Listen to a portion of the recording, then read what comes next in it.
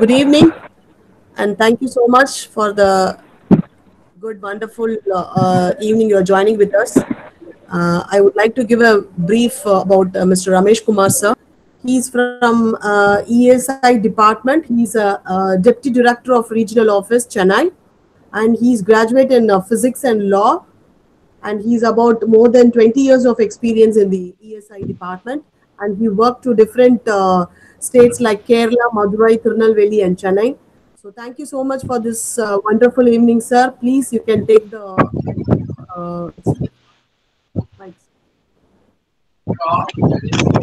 Sir இப்போ நான் பேசுறது எல்லாருக்கும் ஆடிபிளா இருக்குங்களா?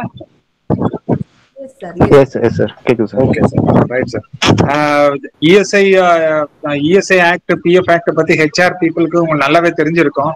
அதை நான் ஒன்றும் சொல்றதுக்கு இல்லை, பட் சும்மா ஜஸ்ட் ஒரு ரீகேப் மாதிரி வேணா. ஃபர்ஸ்ட் இனிஷியலா ஒரு ஸ்லைட் இருக்கு, அதை ஒரு தடவை ரீகேப் பண்ணிடலாம். சில சும்மா ஸ்பேரிங்லி யூஸ்ட் பெனிஃபிட்ஸ் ரொம்ப தெரிஞ்சிருக்க வாய்ப்பு இருக்காது. அதனால ஜஸ்ட் ஒரு தடவை ரீகேப் பண்ணிட்டு அப்புறம் then will go into specifics.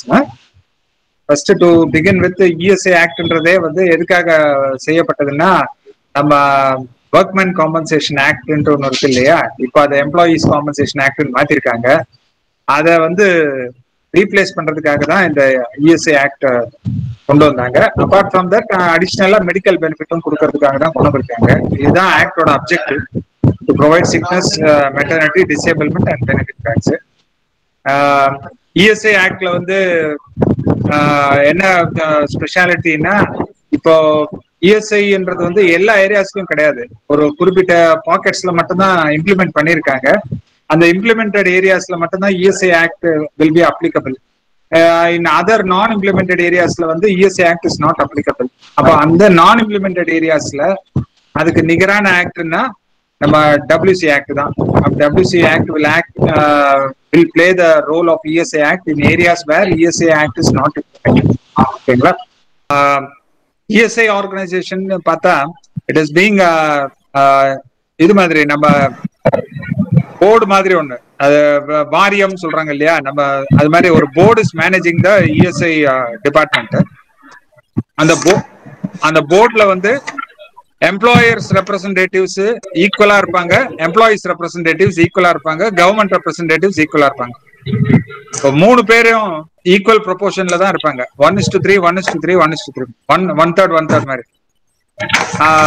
So 3 தரப்புல இருந்தும் ரெப்ரசன்டேஷன் நல்லாவே இருக்கும். ஒரு ஆளுக்கு அதிக ரெப்ரசன்டேஷன், ஒரு ஆளுக்கு கம்மி ரெப்ரசன்டேஷன் இல்லாம பேலன்ஸ்டு ரெப்ரசன்டேஷனுக்காக அது மாதிரி வச்சிருக்காங்க. அப்போ அதனால வந்து இப்போ இதுல ஏதாவது டெசிஷன் ஏதாவது பெரிய அட்வர்ஸா அஃபெக்ட் ஆகுது, அப்படி உங்களுக்கு அஃபெக்ட் ஆகுதுன்னா, employer association has a equal footage அந்த டெசிஷன் எடுக்கிறதுல கொள்ளறதுல. Employer association has a major role in ESI. இது அதே மாதிரி trade union also has a major role. Finally, the government decides on, after hearing both the parties in consultation with Employers Association and Employees Association, they will take the final call in regarding any policy matters. அதனால தான் அது மாதிரி இந்த board ஒன்று வச்சிருக்காங்க. இந்த போர்டுல வந்து நம்ம எல்லா ஸ்டேட்ல இருந்தும் ஒரு ரெப்ரசன்டேட்டிவ் இருப்பாங்க. அபார்ட் ஃப்ரம் தட் எம்ப்ளாயர் அசோசியேஷன்ல இருந்தும் இருப்பாங்க, ட்ரேட் யூனியன்ல இருந்தும் இருப்பாங்க. Next medical care. மெடிக்கல் கேர்ன்னு இருக்கு. இது வந்து 3 வகையான மெடிக்கல் கேர் தராங்க. இப்போ அடிப்படை சுகாதார வசதி அப்படின்றாங்கல்ல, ஆரம்ப சுகாதாரம் அப்படின்றாங்கல்ல, பிரைமரி ஹெல்த் கேர். சின்ன சின்ன டிஸ்பென்சரி மாதிரி, சின்ன ஜுரம் அது மாதிரி இது மாதிரிலாம் பிரைமரி ஹெல்த் கேர்ல வரும். அதுக்கு அடுத்தது வந்து செகண்டரி ஹெல்த் கேர்ன்னு இருக்கு. செகண்டரி ஹெல்த் கேர்ன்றது வந்து ஒரு 1 or 2 days ஹாஸ்பிட்டலைசேஷன் பண்ணி இருக்கிற ஒரு கண்டிஷன்ல இருந்ததுன்னா அது செகண்டரி. ஃபார் எக்ஸாம்பிள், ஒரு கையில ஒரு ஃப்ராக்சர் ஆயிடுச்சு, இல்ல ஒரு சிம்பிள் ஆப்ரேஷன், ஒரு டான்சில் ஆப்ரேஷன்ஸ், அது மாதிரி கேட்ராக்ட், இதெல்லாம் வந்து பாத்தீங்கன்னா செகண்டரி கேர்ல வந்துடும். டெர்ஷியரி கேர்ன்னு இருக்கு. டெர்ஷியரி கேர் வந்து ஹையர் லெவல் மெடிக்கல் மேனேஜ்மெண்ட். அது like kidney operation, heart bypass, இதெல்லாம் வந்து டெர்ஷியரி லெவல் இருக்கு. இந்த 3 வகையான ட்ரீட்மெண்ட்டும் இஎஸ்ஐ சப்ஸ்கிரைபர்ஸ்க்கு அவைலபிள் ஃப்ரம் இஎஸ்ஐ. இதுல என்ன ஒரே ஒரு பெக்குலியர் கான்செப்ட் இன் இஎஸ்ஐனா, மணி வந்து நீங்க இஎஸ்ஐ கான்ட்ரிபியூஷன் கட்டுறது வந்து டைரக்டா இஎஸ்ஐ கார்பரேஷனுக்கு ஆன்லைன்ல கட்டிடுறீங்க இல்லையா? அந்த மணியை வந்து என்ன பண்ணுவாங்கன்னா, ESI corporation is not directly running the hospitals. எதுக்குன்னா இந்த இந்த ப்ரொவிஷன் இருக்கு பாருங்க, இந்த ஸ்லைட்ல இருக்கு காட்டுறான் பாருங்க, ஆர்டிகல் 246 இருக்கு இந்த நம்ம கான்ஸ்டிடியூஷன்ல. அதுல என்ன சொல்றாங்கன்னா, சில துறைகள்லாம் வந்து வெறும் ஸ்டேட் கவர்மெண்ட் மட்டும்தான் நிர்வகிக்க முடியும், சில துறைகளை வந்து சென்ட்ரல் கவர்மெண்ட் மட்டும் தான் நிர்வகிக்க முடியும். அப்போ சில துறைகள் வந்து 2 கவர்மெண்ட்டுமே நிர்ணயிக்கலாம். அது வந்து கன்கரண்ட் லிஸ்ட்னு சொல்லுவாங்க, state list, central list, concurrent list. உதாரணத்துக்கு நம்ம ஆர்மின்னு எடுத்துக்கிட்டோம்னு வைங்க, ஆர்மி வந்து சென்ட்ரல் கவர்மெண்ட் மட்டும் தான் வச்சுக்க முடியும், ஸ்டேட் கவர்மெண்ட் வச்சுக்க முடியாது. அதனால வந்து ஆர்மி வந்து எப்பவுமே சென்ட்ரல் லிஸ்ட்ல இருக்கும், போலீஸ்ன்றது வந்து ஸ்டேட் லிஸ்ட்ல இருக்கும். ஹெல்த்ன்னு இருக்கு பாருங்க, அது வந்து ஸ்டேட் சப்ஜெக்ட்ல தான் இருக்கு, அது வந்து it is not in the concurrent list also. ஆகையனால இந்த ஹெல்த் இந்த ஸ்டேட் லிஸ்ட்ல இருக்கிறதுனால ESI corporation being a central government organisation cannot run the hospital directly. It has to run it only through the state government. இது வந்து இந்த constitutional provision இது இந்த காரணத்தினால தான் we are giving it all the state government all the dispensaries to the state government control. Hospitals and state government dispensaries எல்லாமே வந்து state government கண்ட்ரோல்ல கொடுத்துருக்கோம். அவங்க they are running the show. But construction of hospitals and their salaries, medicines எல்லாமே வந்து ESI corporation will make the payment to them, state government. But recruitment of doctors and other matters, disciplinary matters, அப்புறம் recruitment of paramedical staff எல்லாமே வந்து அவங்க control, state government கண்ட்ரோல்ல இருக்கு. So that is the peculiarity in respect of ESI corporation. PF ல அப்படி கிடையாது. PF ல வந்து சென்ட்ரல் கவர்மெண்ட் இபிஎஃப்ஓ தான் வாங்குறாங்க, இபிஎஃப்ஓ கொடுத்துறாங்க. There ends the matter. One man show மாதிரி. இங்க அப்படி இல்லை, இங்க டுவல் கண்ட்ரோல் மாதிரி இருக்கு. டிஸ்பென்சரி சைடு வந்து it is controlled by the state government. ESI branch ஆஃபீஸ்ன்னு சொல்றாங்க பாருங்க, இந்த கேஷ் பெனிஃபிட்ஸ் எல்லாம் கொடுக்குறாங்க பாருங்க, அது வந்து this is control by the ESI corporation itself, that is the central government. So there lies a small differentiation between these two aspects. The applicability of the ESI Act. ESI Act வந்து எந்தெந்த நிறுவனங்களுக்கு applicable ஆகும், எந்தெந்த நிறுவனங்களுக்கு ஆகாது அப்படின்ற ஒரு question வந்திருக்கு. இப்போ வந்து ESI Act பை டிஃபால்ட் எல்லா ஃபேக்டரிஸ்க்கும் அப்ளை ஆகும். ஃபேக்டரிஸ்க்கு ஆல் ஃபேக்டரிஸ்க்கு அப்ளை ஆகும். செகண்ட், ஸ்டேட் கவர்மெண்ட் வந்து தனியா என்ன பண்ணுவாங்க, other establishment like establishment, shops, schools, colleges, hospitals, construction agencies, இவங்களுக்கெல்லாம் அக்ரிகல்ச்சர், இந்த பிளான்டேஷன், இவங்களுக்கெல்லாம் வந்து அப்ளை பண்ணணும்னா state government has to give a notification separately. அப்போதான் வந்து தட் அந்த அதர் தேன் ஃபேக்டரிஸ்க்கு எஸ்டாப்ளிஷ் பண்ண முடியும். ஸ்டேட் கவர்மெண்ட் நம்ம தமிழ்நாட்டில் பார்த்தீங்கன்னா 1977 இருந்து கொடுத்துருக்காங்க எல்லா ஷாப்ஸ் அண்ட் எஸ்டாப்ளிஷ்மெண்ட்ஸுக்கு இஎஸ்ஐ அப்ளிகபிள் ஆக்கணும்ட்டு. அப்போ வந்து தொடக்கத்தில் வந்து 20 பேர் இருந்தா இஎஸ்ஐ இம்ப்ளிமெண்ட் பண்ணலாம்னு சொல்லியிருந்தாங்க. ஒரு ஒரு ஒரு ஷாப்ல வந்து 20 பேர் எம்ப்ளாய் பண்ணா மட்டும்தான் இஎஸ்ஐ இம்ப்ளிமெண்ட் ஆகும்னாங்க. பட் 2013 என்ன பண்ணிட்டாங்க, அதை 10 மாத்திட்டாங்க. 2013 இருந்து 10 பேர் இருந்தாலே ஃபேக்டரிக்கு எப்படி 10 அதே மாதிரி ஷாப்புக்கும் 10. அதனால இப்போ ஃபேக்டரிக்கும் ஷாப்புக்கும் பாகுபாடே இல்லை. முன்ன அது மாதிரி இருக்கும், ஃபேக்டரிக்கு 10, ஷாப்புக்கு 20. இப்போ அது மாதிரி பாகுபாடு இல்லை, எல்லாருக்குமே 10 இருந்ததுன்னா ஆட்டோமேட்டிக்கா இஎஸ்ஐ இம்ப்ளிமெண்ட் ஆகும். இப்போ வந்து hospitals, schools, educational institution, that means schools, colleges எல்லாமே, பிளஸ் கன்ஸ்ட்ரக்ஷன் ஏஜென்சிஸ், இவங்க எல்லாருமே வந்து இஎஸ்ஐ கவரேஜ் கீழே வந்துட்டாங்க. இதுல என்ன ஆச்சுன்னா, ஸ்கூல்ஸ் வந்து டிஸ்பியூட் பண்ணாங்க, இஎஸ்ஐல நாங்க வர முடியாது, நாங்க we are not a workman, teacher is not a workman அப்படின்னாங்க. பட் அது ஒரு ப்ரொலாங்டு கேஸா போய் கடைசியில வந்து இல்ல டீச்சர் இஸ் அ ஒர்க்மேன் சொல்லி கோர்ட் வந்து ஹைகோர்ட் வந்து அப்ரூவ் பண்ணிடுச்சு. அதனால வந்து ஸ்கூல்ஸ் ஹேவ் ஸ்டார்டட் கம்ப்ளைங்.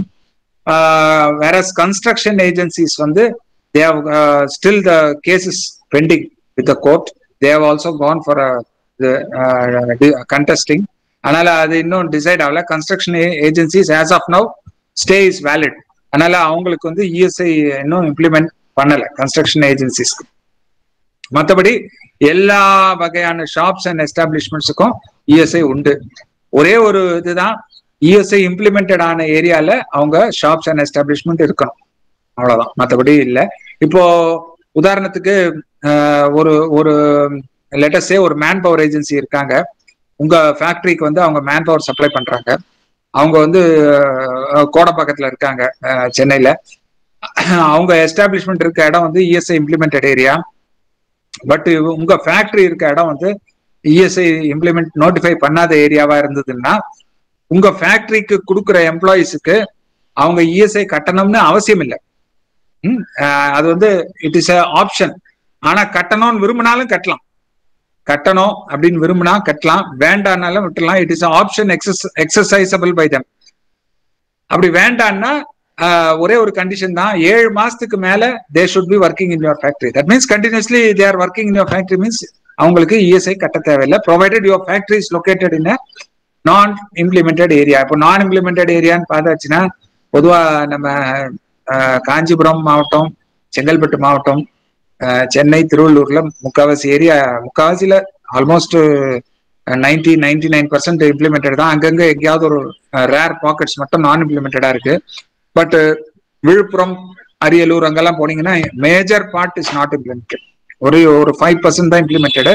அது மாதிரி இடத்துல எங்கேயும் ஃபேக்டரி இருந்ததுன்னா இஎஸ்ஐ கட்ட வேண்டிய அவசியம் இல்லை. நெக்ஸ்ட், இஎஸ்ஐ ஒன்ஸ் வந்து நம்ம இஎஸ்ஐ கவரேஜ் ஆயிட்டோம், நம்ம கம்பெனி நம்ம எஸ்டாப்ளிஷ்மெண்ட் இஎஸ்ஐ கவரேஜ் ஆயாச்சு. இப்போ அதுக்குள்ள இருக்க எம்ப்ளாயிஸ் யாரெல்லாம் கவர் பண்ணலாம், யாரெல்லாம் கவர் பண்ணக்கூடாது அப்படின்ட்டு ஒரு கொஸ்டின் வருது. இதுல பார்த்தா இஎஸ்ஐல வந்து அது மாதிரி ஒரு பாகுபாடெல்லாம் கிடையாது. பிஎஃப்ல கூட ஒரு சில வேரியேஷன் இருக்கு. 60 இயர்ஸ்க்கு மேல ரீட்டைனர் மாதிரி வச்சிருக்கவங்களுக்கு பிஎஃப் பிடிக்க வேண்டான்ற மாதிரி ஒரு கிளாஸ் எல்லாம் இருக்கு. இஎஸ்ஐல அப்படி ஒன்றும் கிடையாது. Anybody who is employed for wages they are to be treated as employees as per ESI Act. Okay va? There may be different names for them. Temporary employees இருக்கலாம், apprentice இருக்கலாம், அதுவா இருக்கலாம், இன்டர்மிட்டன்ட் வந்து போறவங்களா இருப்பாங்க, சும்மா ஒரு 2 நாள் வருவாங்க, பத்லின்வாங்க. அது மாதிரி யாரா இருந்தாலும் அவங்களுக்கு they are employees as per ESI Act. ஒரே ஒரு கேட்டகரிக்கு மட்டும்தான் ESI Act நம்ம பிடிக்க தேவையில்லை. யாருன்னா ஆக்ட் அப்ரண்டிஸ்வாங்க. அப்ரண்டிஸ் ஆக்ட் 1961 கீழே ஆக்ட் அப்ரண்டிஸ்ன்னு அப்பாயிண்ட் பண்ணுவோம் நம்ம, அவங்க ட்ரைனிஸ் மாதிரி. அவங்களுக்கு மட்டும் இஎஸ்ஐ பிடிக்க தேவையில்லை. அப்ரண்டிஸ்க்கும் ஆக்ட் அப்ரண்டிஸ்க்கும் ரொம்ப வித்தியாசம் இருக்கு. ஆக்ட் அப்ரண்டிஸ்ன்றது வந்து it is nominated from board of vocational training. கவர்மெண்ட்ல இருந்தே அவன் நேமை வந்து நம்ம ஒரு லிஸ்ட் ஆஃப் நேம்ஸை கொடுத்தா அவன் வந்து நாமினேட் பண்ணுவாப்ல, ஒரு 4 பேரை நாமினேட் பண்ணுவாப்ல. அந்த 4 பேர் மட்டும்தான் ஆக்ட் அப்ரண்டிஸ். மற்றபடி நம்ம வந்து ஒரு ஸ்டாண்டிங் ஆர்டர் மாதிரி வச்சுக்கிட்டு நம்ம அந்த ஸ்டாண்டிங் ஆர்டரின் அடிப்படையில அப்ரண்டிஸ் எடுத்தா they are to be treated as employees for the purpose of ESI. முன்னாடி 2010க்கு முன்னாடி அவங்க கூட இஎஸ்ஐ இல்லாம கட்ட வேண்டியது இல்லை.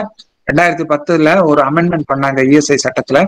அந்த அமெண்ட்மெண்ட்டுக்கு அப்புறமா ஈவன் ஸ்டாண்டிங் ஆர்டர் மூலமா அப்பாயிண்ட் ஆன apprentices are also coverable under ESI act. Only act apprentice are exempted. ஓகேங்களா? ஒரு சில எம்ப்ளாயிஸ் வந்து எங்களுக்கு இஎஸ்ஐ வேண்டாம் சார், எங்களுக்கு இஎஸ்ஐ என் ஒய்ஃபுக்கு இருக்கு சார், அதனால எனக்கு வேண்டாம் அப்படின்னு சொல்லுவாங்க. அது வந்து ESI is not an option, it is a mandatory aspect. அதனால we have to pay ESI for that.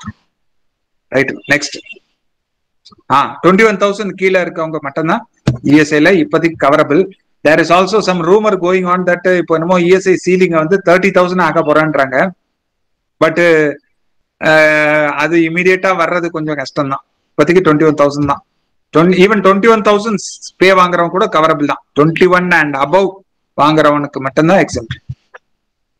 So once ESI coverage பண்ணிட்டோம், ஒரு ஆளை கவரேஜ் பண்ணிட்டோம், அவங்களுக்கு வந்து மாசம் இஎஸ்ஐ கான்ட்ரிபியூஷன் கட்டணும்.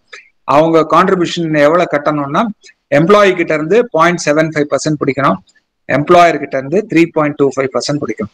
ஜஸ்ட் லாஸ்ட் இயர் வந்து இந்த கான்ட்ரிபியூஷனை குறைச்சாங்க. அதுக்கு முன்னாடி எம்ப்ளாயி கிட்ட 1.25 பிடிக்கிற மாதிரி இருந்தது, எம்ப்ளாயர் கிட்ட 4.25 பிடிக்கிற மாதிரி இருந்தது. 4.25 1.25 6.5% வந்துட்டு இருந்தது.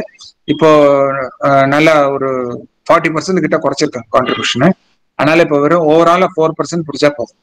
இது வந்து 1719 இருந்து இம்ப்ளிமெண்டட். Next line.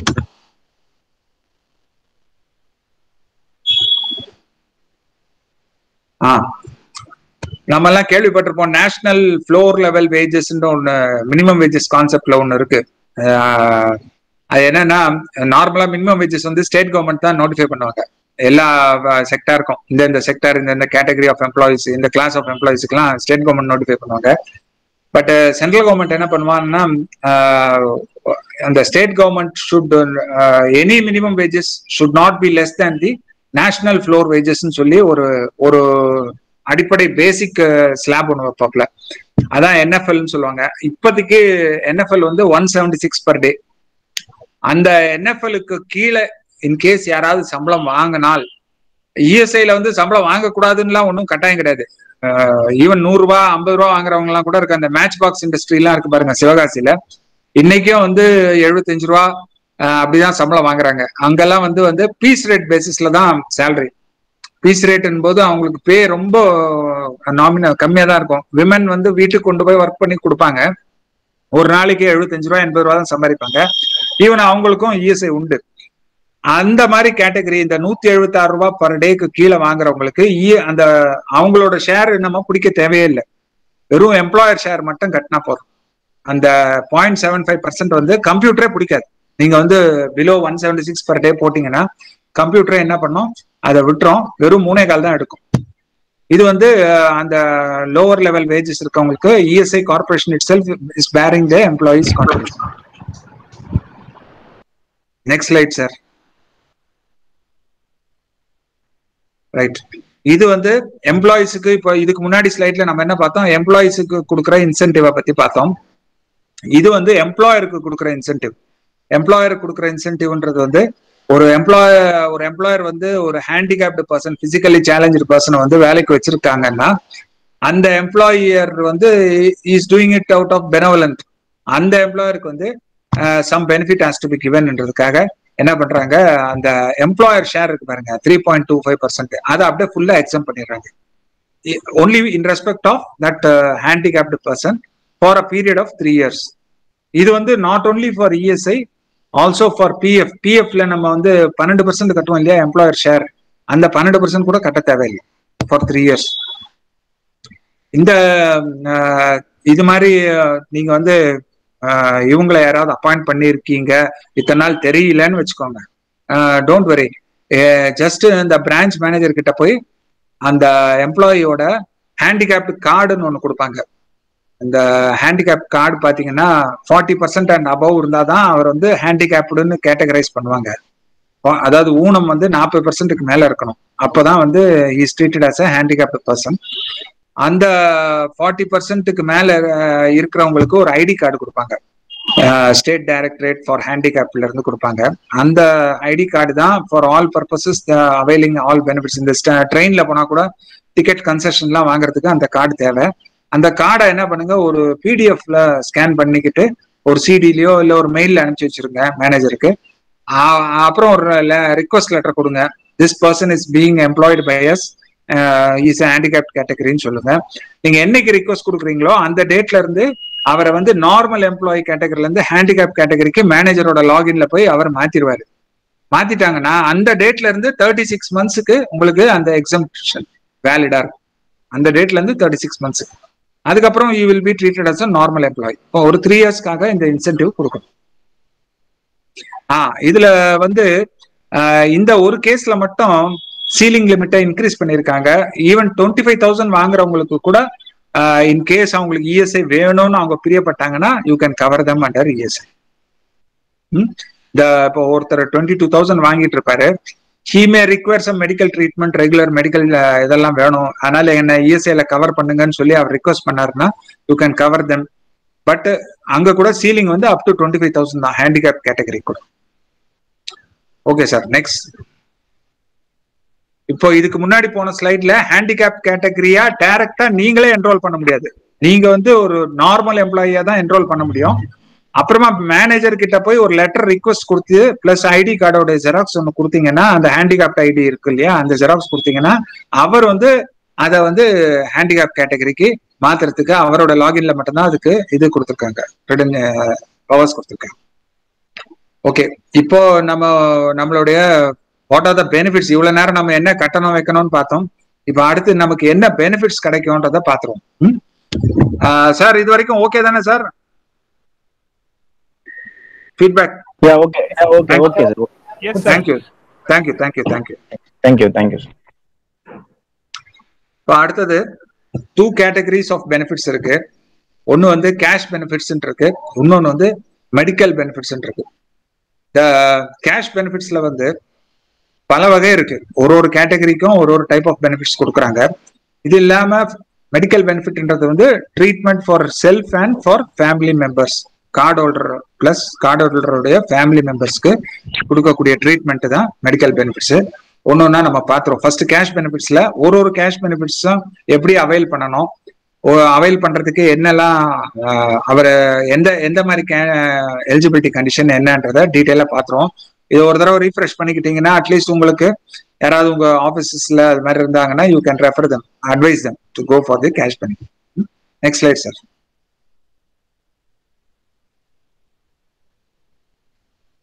இது வந்து other benefits also like post retirement health scheme, unemployment allowance, short term unemployment allowance, அதை பத்தி தான் இன்னைக்கு பார்க்க சொல்லியிருந்தாங்க கார்த்திகேயன்னா, மேடம் கூட சொன்னாங்க. அடுத்தது ஒகேஷனல் ட்ரைனிங், அடுத்தது பிசிக்கல் ரிஹாபிலேஷன், அடுத்தது admission to medical colleges for card holders quota.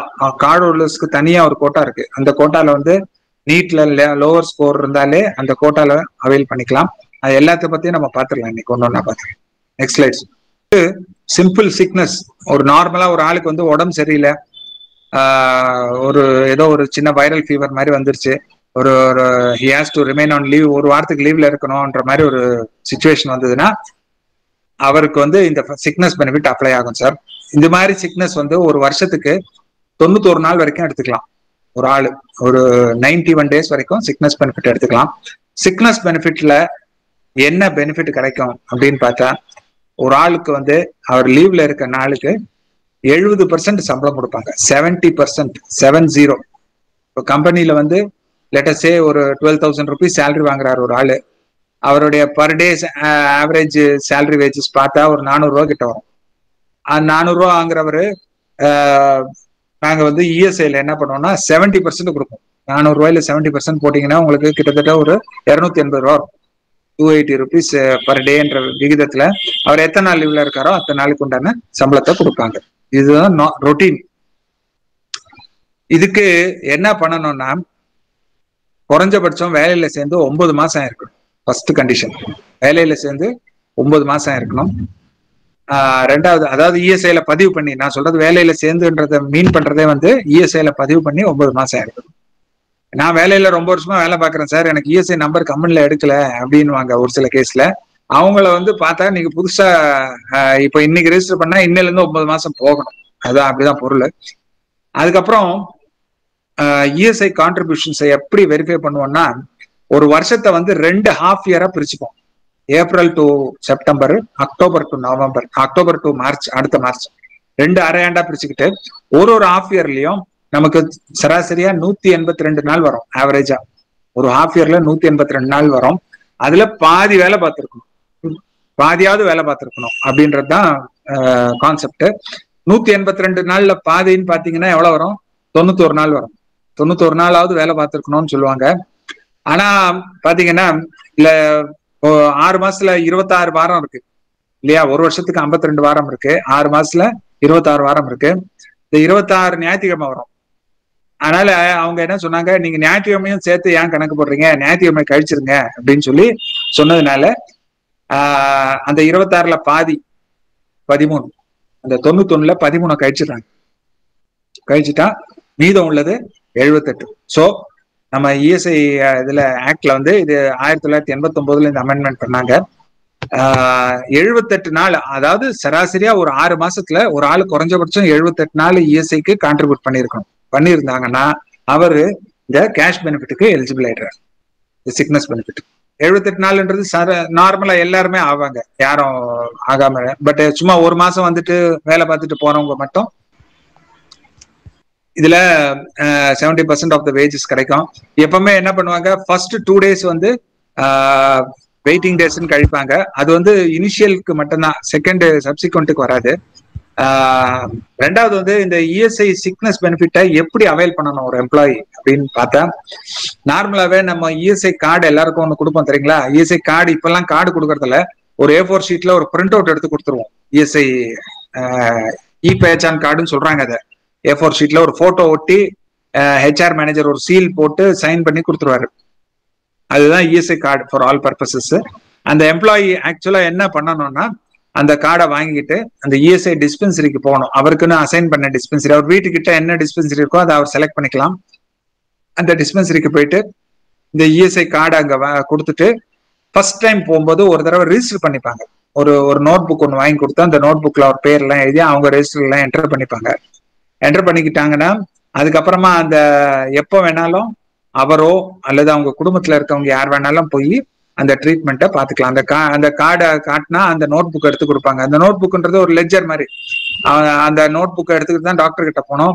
Doctor வந்து ட்ரீட்மெண்ட் பண்ணிட்டு அவரோட ஹிஸ்டரிலாம் அந்த நோட் புக்ல தான் எழுதுவார். என்ன டயக்னோசிஸ், என்ன மெடிசன் கொடுத்தோம் வச்சோன்றது கம்ப்ளீட்டா அந்த நோட் புக்ல பார்த்தா அவரோட ஹெல்த் ரெக்கார்டே இருக்கும். இது வந்து அவங்க ஒரு லைப்ரரி மாதிரி வச்சிருப்பாங்க டிஸ்பென்சர்ல, அதுல அடுக்கி வச்சிருப்பாங்க. நம்ம நம்பர் சொன்னோடனே எடுத்து கொடுப்பாங்க. இப்போ ஒரு ஆளு சிக்னஸ் பெனிஃபிட் அவைல் பண்ணணும், ஒரு ஜுரம் வந்துருச்சுன்னா அவர் என்ன பண்ணலாம், ஒரு சிக்னஸ் தொடக்கம் ஸ்டேஜ்லயே ஒரு தடவை டிஸ்பென்சரிக்கு போயிட்டு டாக்டர் கிட்ட போய் காட்டினா அவர் ட்ரீட்மெண்ட் எல்லாம் மெடிசன் எல்லாம் கொடுத்துட்டு பிளஸ் ஒரு சர்டிபிகேட்டும் கொடுப்பாரு, லீவ் சர்டிபிகேட். அதாவது சிக்னஸ் தொடங்குறதுக்கு எப்பவுமே 2 certificate sir. First certificate, final சர்டிபிகேட்னு சொல்லுவாங்க. ஃபர்ஸ்ட் சர்டிபிகேட்னா starting opening of account, final சர்டிபிகேட்னா க்ளோசிங் ஆஃப் அக்கௌண்ட். லீவ் சொல்றேன்.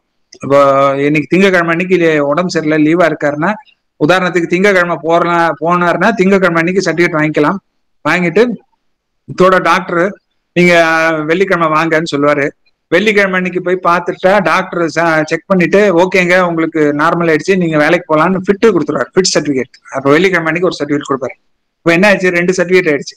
திங்கக்கிழமை வாங்கினது ஒன்று ஃபர்ஸ்ட் சர்டிபிகேட், வெள்ளிக்கிழமை வாங்கினது ஃபிட் சர்டிபிகேட். இந்த 2 சர்டிபிகேட்லயும் பின்னாடி சைன் போட்டு அவங்களோட ஃபோன் நம்பர் எழுதி இஎஸ்ஐ ஆஃபீஸ்ல கொண்டு போய் கொடுத்துடணும். கொடுத்துட்டா அவங்க வந்து ஆன்லைன்ல அவங்க அக்கௌண்ட்டுக்கு ஃபண்ட் டிரான்ஸ்ஃபர் பண்ணுவாங்க. ஆனா ப்ரொவைடட் ஆன்லைன்ல அவங்க பேங்க் அக்கௌண்ட் டீடைல்ஸ் எல்லாம் இருக்கணும். நீங்க இப்போ ஒரு ஆளை ரெஜிஸ்டர் பண்றீங்க இல்லையா, ரெஜிஸ்டர் பண்ணும்போது பேங்க் அக்கௌண்ட் டீடைல்ஸ் எல்லாம் போட்டிருந்தீங்கன்னா அவங்களுக்கு பேங்க் அக்கௌண்ட்டுக்கு அனுப்பிச்சிருவாங்க. இன்கேஸ் போடாம இருந்தீங்கன்னா அவங்களை கூப்பிட்டு பேங்க் அக்கௌண்டோட ஃபர்ஸ்ட் புக் பேஜ் ஜெராக்ஸ் கொடுங்கன்னு சொல்லி வாங்கிட்டு அதை என்ட்ரி போட்டு அவங்களே என்ட்ரி போட்டு அவங்க அனுப்பி விட்டோம். இப்போ போன மாசத்துல இருந்து மேண்டேட்டரி பண்ணிட்டாங்க பேங்க் அக்கௌண்ட். இதுக்கு முன்னாடி மேண்டேட்டரி இல்லாம இருந்தது, இப்போ போன மாசத்துல இருந்து மேண்டேட்டரி பண்ணிட்டாங்க. அதனால நீங்க யாரை புதுசா ரெஜிஸ்டர் பண்ணாலும் கம்பல்சரியா நீங்க பேங்க் அக்கௌண்ட் போட்டு தான் ஆகணும். அது அவ்வளவுதான் சார். இந்த 2 சர்டிபிகேட்டை வாங்கிட்டு வந்து நீங்க பிரான்ச் ஆபீஸ்ல கொடுத்துட்டீங்கன்னா பிரான்ச் ஆபீஸ்ல பேமெண்ட் போட்டு அக்கௌண்ட்டுக்கு அனுப்பிச்சிருவாங்க. நேரா கையில கேஷ் எதுவும் கொடுக்க மாட்டாங்க. முன்னெல்லாம் கொடுத்துட்டு இருந்தாங்க, இப்போ எல்லாமே ஆன் அக்கௌண்ட் பேமெண்ட் தான். இதுதான் வந்து நார்மல் ப்ரொசீஜர். ஓகே, இது ஓகே சார். நான் வந்து திங்கக்கிழமையே போல, செவ்வாய்க்கிழமை தான் என்னால போக முடிஞ்சுன்னா பரவாயில்ல, ஒரு 1 or 2 டேஸா இருந்தா தே வில் அட்ஜஸ்ட் இட். ரொம்ப தாமதமா போயிட்டீங்கன்னா அவங்க என்ன பண்ணுவாங்க, நீங்க வந்த தேதியில இருந்தா நான் கொடுக்க முடியும்னு சொல்லுவாங்க. அதனால முடிஞ்ச வரைக்கும் தொடக்கத்திலே போயிடுறது நல்லது. இது ஒரு point you have to educate the employees. நிறைய பேர் வந்து அந்த ஃபைனல் ஸ்டேஜ் ஜுரம் முடிகிற ஸ்டேஜ்ல போனா டாக்டருக்கு எத்தனை நாளா ஜுரம் இருக்குன்னு அவராலையும் டயக்னைஸ் பண்ண முடியாது. அதனால 1 நாள் 2 நாள் பேக் டேட் போட்டு தான் கொடுப்பாங்க, அதுக்கு மேல போட்டு தர மாட்டாங்க. இது ஒண்ணு. இன்னொன்னு சார், நான் இஎஸ்ஐ டிஸ்பென்சரிக்கெல்லாம் போகல, நான் எங்க வீட்டுக்கிட்டேயே ஒரு ஹாஸ்பிட்டல் இருக்கு, நர்சிங் ஹோம், அங்கேயே நான் ட்ரீட்மெண்ட் பார்த்துக்கிட்டேன். எனக்கு அங்க ட்ரீட்மெண்ட் பார்த்த பேப்பர்ஸ் எல்லாம் இருக்கு, அதை வச்சு எனக்கு ஏதாவது கொடுக்க முடியுமா அப்படின்னு கேட்டா அதுக்கும் வாய்ப்பு இருக்கு. அந்த பேப்பர்ஸ் எல்லாத்தையும் கொண்டு வந்து இஎஸ்ஐ பிரான்ச் மேனேஜர்கிட்ட கொடுத்தா, எங்க டாக்டர் ஒருத்தருங்க பக்கத்துல இதுக்குன்னே வச்சிருக்கோம் ஒரு மெடிக்கல் ரெஃபரன்ட், அவருக்கு அனுப்புவோம் அந்த பேப்பர்ஸை. இவர் வந்து இந்த தேதியில இருந்து இந்த தேதி வரைக்கும் கிளைம் பண்றாரு, இந்த மெடிக்கல் பேப்பர்ஸ் எல்லாம் வச்சிருக்காரு, இந்த மெடிக்கல் பேப்பர்ஸ் ஆதாரத்துல இவருடைய லீவ் பீரியட் ஜென்யூனா அக்செப்ட் பண்ணிக்கலாமா அப்படின்னு சொல்லி அவர்கிட்ட ஒரு ஒப்பீனியன் கேட்போம். அவர் ஓகே அக்செப்ட் பண்ணிக்கலாம் அப்படின்னு சொல்லி அவர் ஒப்பீனியன் கொடுத்துட்டாருன்னா அந்த 7 நாளுக்கு உண்டான பேமெண்ட்டை நாங்க போட்டு விட்டுருவோம். எப்படி நீங்க போய் ஒரு சர்டிபிகேட் வாங்கின மாதிரியே அது பொருளா ஆயிடும். சர்டிபிகேட் வாங்கலைன்னா எங்களால பேமெண்ட் கொடுக்க முடியாது. இல்லைன்னா இது மாதிரி ஆல்டர்னேட்டிவ் எவிடன்ஸ் சொல்லுவாங்க, வேற எங்கேயாவது ட்ரீட்மெண்ட் பார்த்த பேப்பர்ஸ் கொண்டு வந்து கொடுத்தா கூட அதை கூட டாக்டர், ஆனா அது இட் டேக் சம் டைம். அங்க ஹெட் ஆஃபீஸ்ல டாக்டருக்கு போய் அவரை பார்த்து அப்ரூவ் பண்ணிட்டு அவர் அனுப்பிச்ச பிறகுதான் will be able to make the payment. வேற சர்டிபிகேட்னா can immediately make the payment. இதுதான் சிக்னஸ் பெனிஃபிட்டோட ப்ரொசீஜர். நேரா நாளுக்குள்ள கொடுக்கணும் சார்? பொதுவா வந்து ஒரு 6 மாசம் உடனே கொடுத்துருவாங்க. 1 வருஷம் அது வரைக்கும் மேனேஜரே கண்ட்ரோல் பண்ணிக்கலாம். அந்த பிரான்ச் மேனேஜர் லெவல்லயே 1 வருஷம் வரைக்கும் கண்ட்ரோல். 1 வருஷத்துக்கு மேல தாமதமா கொடுத்தாங்கன்னா எங்க ஹெட் ஆபீஸ்க்கு அனுப்பி அங்க ஒரு ஹையர் ஆபிஷியல் கிட்ட கண்ட்ரோல் வாங்கிப்பாங்க. அவ்வளவுதான். இதுல ஒன்றும் கிடையாது. இப்போ பொதுவா வந்து லீவ் எடுத்துட்டு சர்டிபிகேட் வாங்கிட்டு யாரும் பாக்கெட்லயே வச்சுட்டு இருக்க மாட்டாங்க.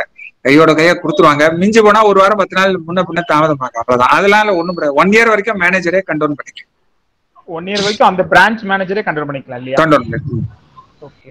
அது மேக்ஸிமம் எவ்வளவு நாளுக்குள்ள செட்டில்மெண்ட் ஆகும் சார்? ஏன்னா இப்போ ஒரு சில 7 டேஸ் தான் செட்டில்மெண்ட். என்ன இஷ்யூன்னு சொல்லிடுறேன் சார். சில நேரத்துல என்ன பண்றாங்க, போன் நம்பர் அக்கௌண்ட் நம்பர் கொடுக்க மாட்டேன்றாங்க.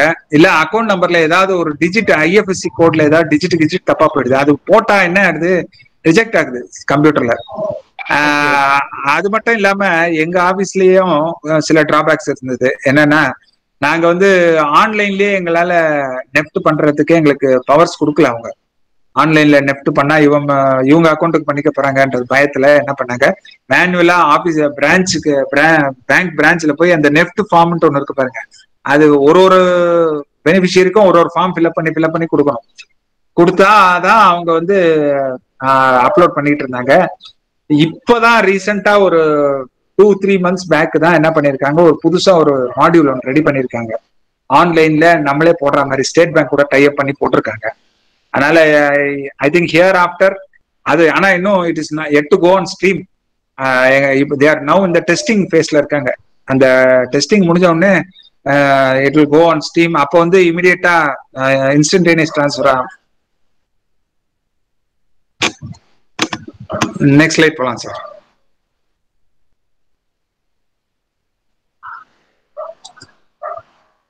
நானே பண்ணிடலாமா? Right, very. இது வந்து எக்ஸ்டெண்டட் சிக்னஸ் பெனிஃபிட். ஹலோ. சொல்லுங்கம்மா.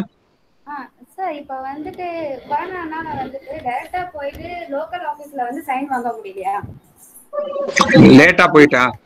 இ-பென்ஷன் கார்டு கொடுத்ததும் லோக்கல் ஆபீஸ்ல போய் சைன் வாங்கிட்டு வாங்க அப்படின்னு சொல்லி டிஸ்பென்சரியில சொல்றாங்க. இ-பென்ஷன் கார்டை வந்து ஒரு தடவை வேலிடேட் பண்ணுவாங்க பிரான்ச் ஆபீஸ்ல. ஆமா, ஆக்சுவலா வந்து கம்ப்யூட்டர் டிஸ்பென்சர்லயே கம்ப்யூட்டர் கொடுத்துருக்கோம். அவங்களே வேலிடேட் பண்ணிக்கலாம் கம்ப்யூட்டர்ல போட்டு. பட் ஸ்டேட் கவர்மெண்ட்ல ஏதோ ஒரு பாலிசி அவங்க வச்சிருக்காங்க, கம்ப்யூட்டர்ல நாங்க பண்ண மாட்டோம், நீங்களே எங்களுக்கு வேலிடேட் பண்ணி கொடுங்க அப்படின்ட்டு. அவங்களாவே இப்போ அதனால என்ன பண்றாங்க, நீங்க பிரான்ச் ஆபீஸ்ல போய் ஒரு வேலிடேஷன் போட்டு வாங்கிட்டு வாங்கன்றாங்க. பிரான்ச் ஆபீஸ்ல இந்த லாஸ்ட் இந்த மே மாசம் ஜூன் மாசத்துல கொஞ்சம் ஸ்டாகர்டா தான் இருந்தது ஸ்ட்ரென்த். இன்ஃபேக்ட் மேல வந்து பாத்தீங்கன்னா கிட்டத்தட்ட 20 நாள் 25 நாள் பூட்டி தான் இருந்தது ஆபீஸ், நிறைய ஆபீஸ். ஜூன்ல கூட ஒரு 10 நாள் கிட்ட பூட்டி இருந்தது. இப்போ எல்லாமே ஒர்க்கிங் மேடம். இப்போ எல்லாருமே ஒர்க்கிங்.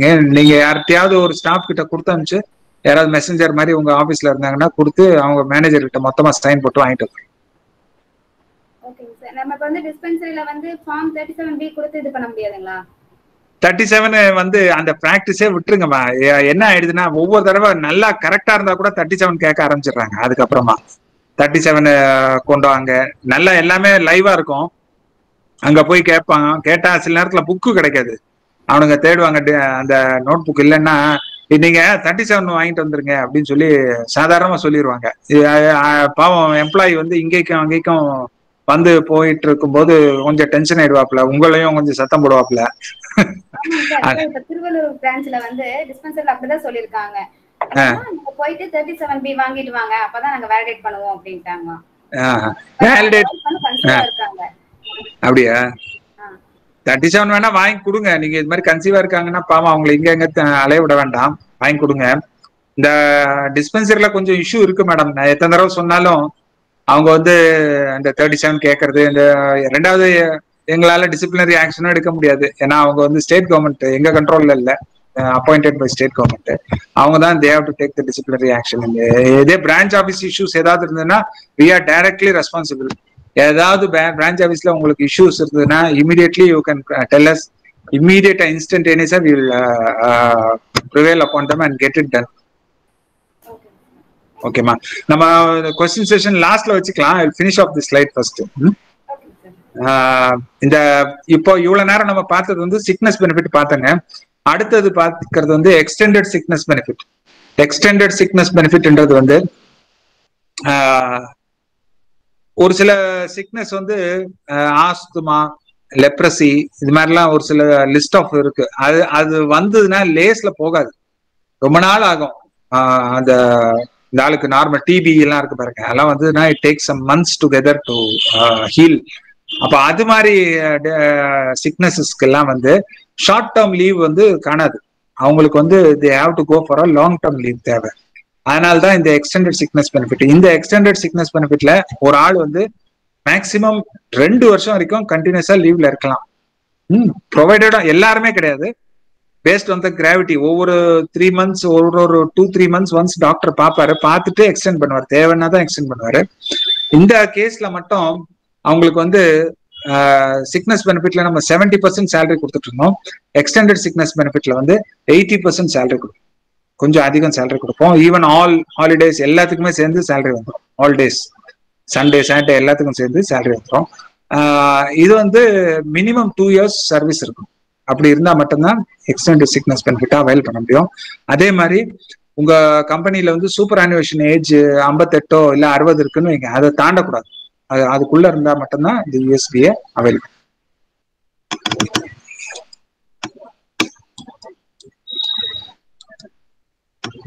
Next slide.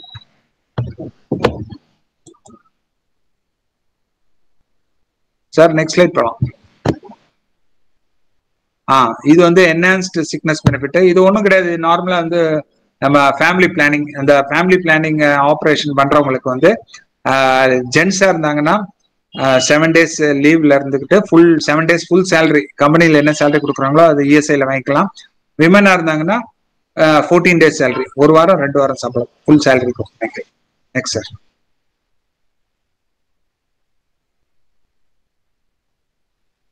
மெட்டர்னிட்டி, இதுதான் இப்போ கொஞ்சம் அட்ராக்டிவ் பெனிஃபிட் இஎஸ்ஐல. ஒன் ஆஃப் த அட்ராக்டிவ், 2-3 இருக்கு அட்ராக்டிவா, அதுல இது ஒண்ணு. இதுல என்னன்னா குழந்தை பிறந்ததுன்னா அந்த ஃபீமேல் எம்ப்ளாயி வந்து she has to take care of the child இந்த இனிஷியல் ஸ்டேஜ் இல்லையா, அதனால வந்து she has to remain on leave. அந்த லீவ் பீரியட்ல வந்து வி பே த சேலரி. குழந்தை பிறந்ததுன்னா நார்மலா வந்து we pay 6 months salary, 6 months full pay. நீங்க கம்பெனில என்ன பே கொடுக்குறீங்களோ அந்த ஃபுல் பே, கிராஸ் சேலரி. நான் சொல்றது வந்து கிராஸ் சேலரி, நாட் பேசிக். எல்லா அலவன்ஸ் ஆடட் டுகெதர் கிராஸ் வருது பாருங்க, அந்த கிராஸ் சேலரி தான் கொடுக்குறோம். இதுக்கு வந்து என்ன கண்டிஷன்னா, வேலைக்கு சேர்ந்து ஆஸ் யூஷுவல் 9 மாசம் ஆயிருக்கணும். அதுக்கப்புறமா நான் சொன்ன பாருங்க, ஒரு ஹாஃப் ஆஃப் இயர் இருக்கு இல்லையா, அரையாண்டு, April to September, October to March இருக்கு இல்லையா, 2 அரையாண்டு. அந்த 2 அரையாண்டுல வந்து 2 அரையாண்டும் சேர்த்து 70 நாள் இருந்தா போதும். அட்லீஸ்ட் இதுல 35, அதுல 35, இல்ல ஒண்ணுத்திலேயே 70 நாள் இருந்தாலும் ஓகே. அதாவது குழந்தை பிறக்கிறதுக்கு ஜஸ்ட் முன்னாடி இமிடியட்லி ப்ரிசீடிங் 2 அரையாண்டு, 2 கான்ட்ரிபியூஷன் பீரியட் எடுத்துப்போம். அந்த 2 அரையாண்டுல வந்து அவங்களுக்கு 70 days இருந்தா போதும். மொத்தத்துல அந்த ஒரு ஃபுல் இயருக்கே 70 days இருந்தா போதும். அது மோஸ்ட்லி எல்லாருக்குமே இருக்கும், எலிஜிபிளா வந்துருவாங்க. இவங்களுக்கு வந்து 6 months சேலரி கொடுப்போமா, 6 months salary. We are paying 6 months salary. 6 months they have to remain on leave. அதுக்கப்புறமா வந்து முன்னாடி வந்து there was 12 weeks salary தான் கொடுத்துட்டு இருந்தோம். அன்லிமிட்டட், எத்தனை சில்ட்ரன் இருந்தாலும் கொடுத்துட்டு இருந்தோம். இப்போ வந்து அந்த 2 children, ஃபர்ஸ்ட் 2 children லிவிங் சில்ட்ரனுக்கு மட்டும் 26 weeks கொடுத்துருவோம். அடுத்து 3வது குழந்தை பிறந்ததுன்னா 12 weeks தான் கொடுப்போம். 3வது குழந்தை, 4வது குழந்தை, 5வது குழந்தை, 12 weeks. இதுதான் வந்து மெட்டர்னிட்டி பெனிஃபிட். இதுல வந்து நெக்ஸ்ட் ஸ்லைட் போலாம் சார்.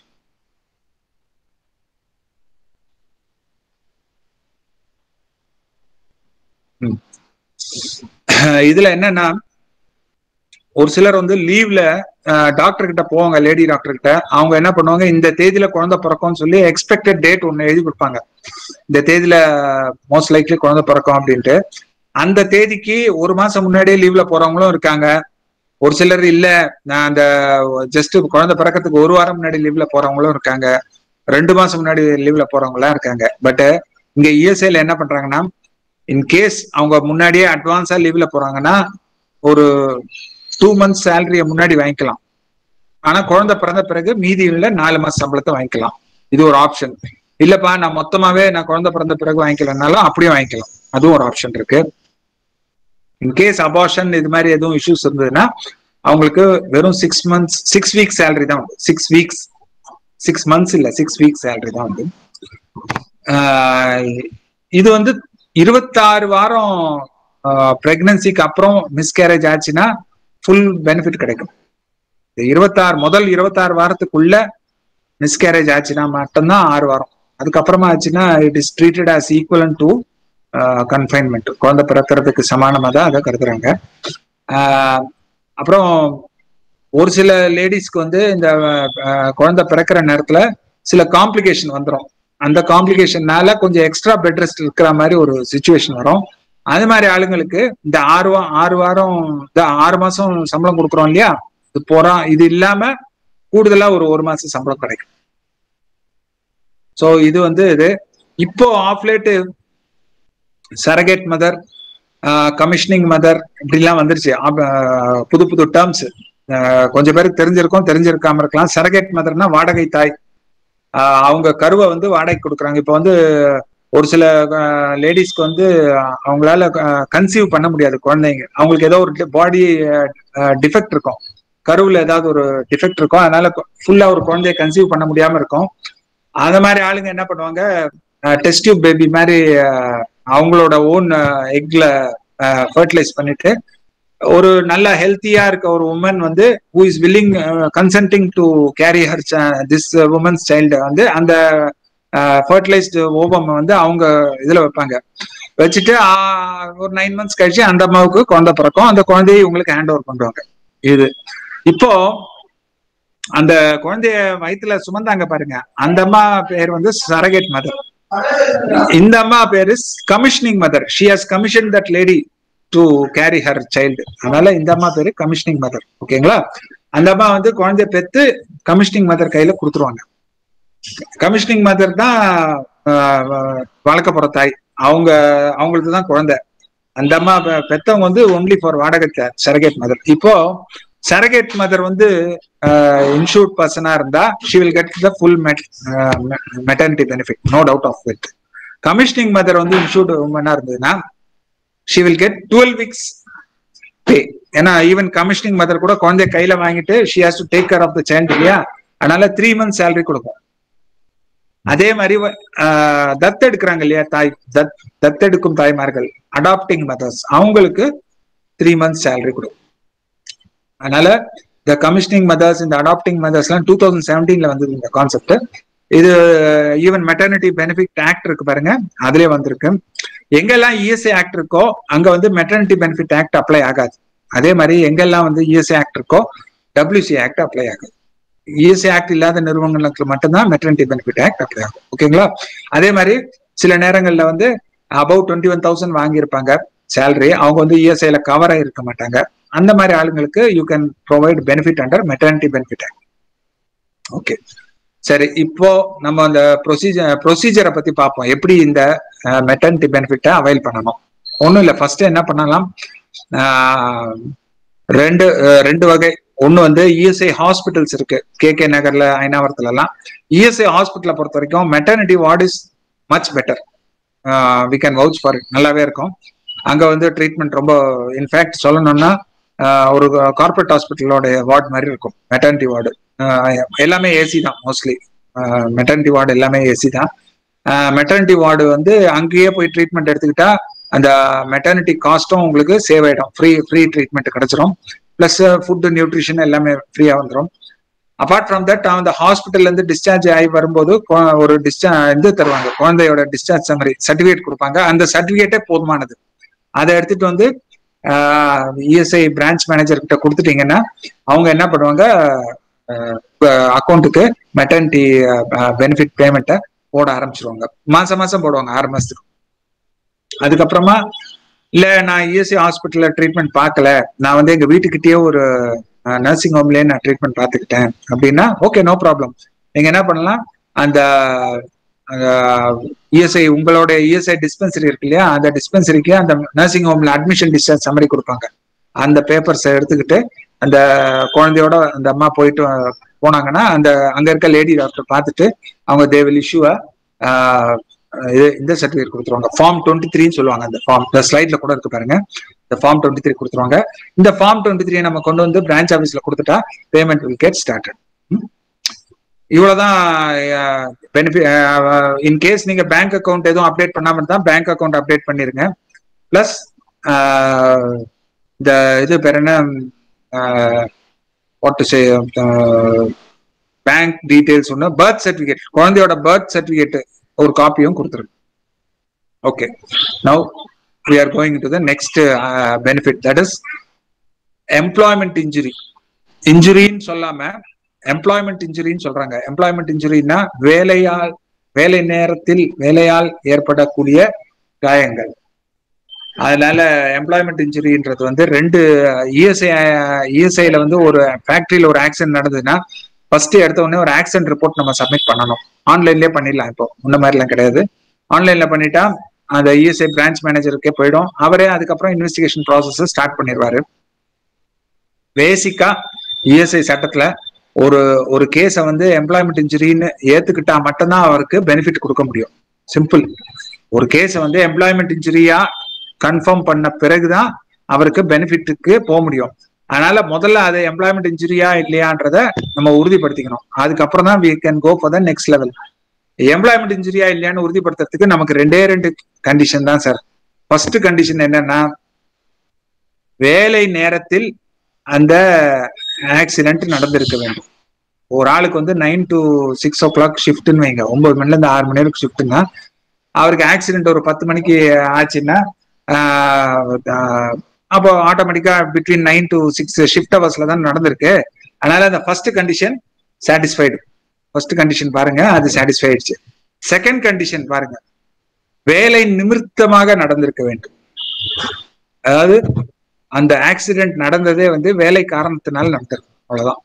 இந்த ரெண்டு கண்டிஷன் தான் சார். நடுவுல கொடுத்திருக்க வந்து ஆபரேட்டர் வந்து அண்ட் ஆர் கிடையாது, அண்ட்னா இந்த ரெண்டு கண்டிஷனும் சாட்டிஸ்ஃபை ஆகணும். அப்பதான் வந்து அது எம்ப்ளாய்மெண்ட் இன்ஜுரி. அதனால ஃபர்ஸ்ட் கண்டிஷன் வந்து வேலை நேரத்தில் நடந்திருக்கணும். ரெண்டாவது கண்டிஷன் வேலை நிமித்தமாக நடந்திருக்கும். இந்த ரெண்டும் சாட்டிஸ்ஃபை ஆயிடுச்சுன்னா then it is an employment injury. எங்க எல்லாம் சாட்டிஸ்ஃபை ஆகாம போறதுக்கு வாய்ப்பு இருக்கு. சும்மா ஒரு உதாரணம் சொல்றேன். இப்போ ஒரு கம்பெனில ஒரு ஒர்க் பண்ணிட்டு இருக்காரு, ஒரு மிஷின்ல ஒர்க் பண்றாரு, திடீர்னு கையில அடிபட்டுடுதுன்னா வேலை நேரத்தில் நடந்தது, வேலை நிமித்தமாக நடந்தது, முடிஞ்சு போச்சு. ஒரு பையனை வந்து போய் இந்த செக்கை பேங்க்ல போட்டு வாப்பா அப்படின்னு அக்கௌண்ட்ஸ்ல சொல்லி அனுப்புறாங்க. அதனால இவர் என்ன பண்றாரு, செக்கை எடுத்துக்கிட்டு பேங்க்குக்கு போறாரு. பேங்க்ல போட்டுட்டு வர வழியில ஒரு ஆக்சிடென்ட் ஆயிடுதுன்னா எஸ், வேலை காரணமா தான் வெளியே போனாரு, அதனால ஆக்சிடென்ட் ஆச்சு, வேலை நேரத்துல ஆச்சு, அதனால அது எம்ப்ளாய்மெண்ட் இன்ஜுரி. ஒண்ணு. சில நேரங்கள்ல வந்து மத்தியான நேரத்துல சாப்பிட்டுட்டு ஒரு 1 hour டைம் இருக்கும். அந்த 1 hour டைம்ல வந்து ஏதாவது போய் ஏதாவது நோண்ட வேண்டியது, ஏதாவது தேவையில்லாம ஒரு மாங்காய் இருக்கும், மாங்காய் அடிக்கிறது மரத்துல, அது மாதிரி ஏதாவது பண்ணிட்டு இருக்கிற நேரத்துல ஆயிடுச்சுன்னா, ஆக்சிடென்ட் ஆயிடுச்சுன்னா வேலை நேரத்தில் நடந்தது அது உறுதி. பட் வேலை நிமித்தமாக நடந்ததா அப்படின்னா இல்லை. ஏன்னா வேலை நிமித்தமாக மாங்காய் அடிக்கிறது தான் வேலை இல்லை, அவருடைய வேலை வந்து ஆப்ரேட்டர், மாங்காய் எதுக்கு அடிச்சார் அவரு அப்படின்ற மாதிரி ஒரு கொஸ்டின் வரும். ஆனா அந்த நேரத்துல HR மேனேஜர் இல்ல சார், எங்க ஃபேக்டரியில வந்து அந்த மாங்காய் மரம் கொம்பு வந்து சும்மா இந்த பக்கம் வந்துட்டு இருக்கான், நான் தான் அவனை வெட்டி விட சொன்னேன் அப்படின்னா அப்ப ரைட், அப்ப வேலை நிமித்தமா தான் நடந்தது, அதுல டவுட்டே கிடையாது. இப்ப புரியுது இல்லைங்களா உங்களுக்கு? வேலை நிமித்தமாக நடந்தது, வேலை நேரத்தில் நடந்தது. இதுதான் எம்ப்ளாய்மெண்ட் இன்ஜுரி. மேனேஜர் இதை தான் சார் பார்க்க போறாரு, வேற ஒன்றும் பார்க்க போறதில்ல இன்வெஸ்டிகேஷன்ல. அடுத்தபடியா முன்னாடி வந்து ஃபேக்டரிக்குள்ள வச்சு ஆக்சிடென்ட் நடந்தா மட்டும்தான் ஆக்சிடென்டா கருதிட்டு இருந்தாங்க. 2010 ஒரு சின்ன திருத்தம் பண்ணி வீட்டு வாசப்படியை விட்டு இறங்கி கிளம்புறாரு பாருங்க வேலைக்கு, அங்க இருந்தே அவருக்கு கவரேஜ் ஆரம்பிச்சிருச்சு. அதே மாதிரி வீட்டு வாசப்படிக்கு ராத்திரி திருப்பி வேலையை முடிச்சுட்டு வீட்டுக்கு வராரு பாருங்க, அது வரைக்கும் அவருக்கு கவரேஜ் உண்டு. இந்த இடப்பட்ட இடத்துல எங்கேயாவது அவருக்கு ஆக்சிடென்ட் ஆச்சுன்னா அவருக்கு ஃபேக்டரியில வச்சு நடந்த மாதிரியே தான் கருதுவாங்க. It is as good as a factory accident. வீட்டுல இருந்து ஹீரோ ஹோண்டால கிளம்பி வராரு, வழியில ஒரு ஆக்சிடென்ட் ஆயிடுச்சுன்னா உண்டு. அதே ராத்திரி வேலை முடிச்சுட்டு வீட்டுக்கு போறாரு, போற வழியில எதுவும் ஆக்சிடென்ட் ஆச்சுன்னா உண்டு. ஓகேவா? ஒரு சில சின்ன சின்ன இதுல பிரச்சனைகள் வர வாய்ப்பு இருக்கு. என்னன்னா, மறைமலை நகர்ல இருந்து செங்கல்பட்டு போனோம். அவரு வீடு செங்கல்பட்டு, மறைமலை நகர்ல வீடு இருக்கு. அப்ப என்ன பண்றாரு, மறைமலை நகர்ல இருந்து செங்கல்பட்டுக்கு போறதுக்கு கிளம்பி போறாரு. கிளம்பி போயிட்டு 6 மணிக்கு கிளம்புறாரு. மறைமலை நகர் ஃபேக்டரியில இருந்து சாயங்காலம் 6 மணிக்கு கிளம்புறாரு. செங்கல்பட்டு போறதுக்கு மேக்ஸிமம் எவ்வளவு சார் ஆகும்? ஒரு அரை மணி நேரம் ஆகுமா? அவ்வளவுதான் ஆகும், அதுக்கு மேல ஆகாது. 6:30 போய் ரீச் ஆயிடலாம் 2 வீலர்ல போனா.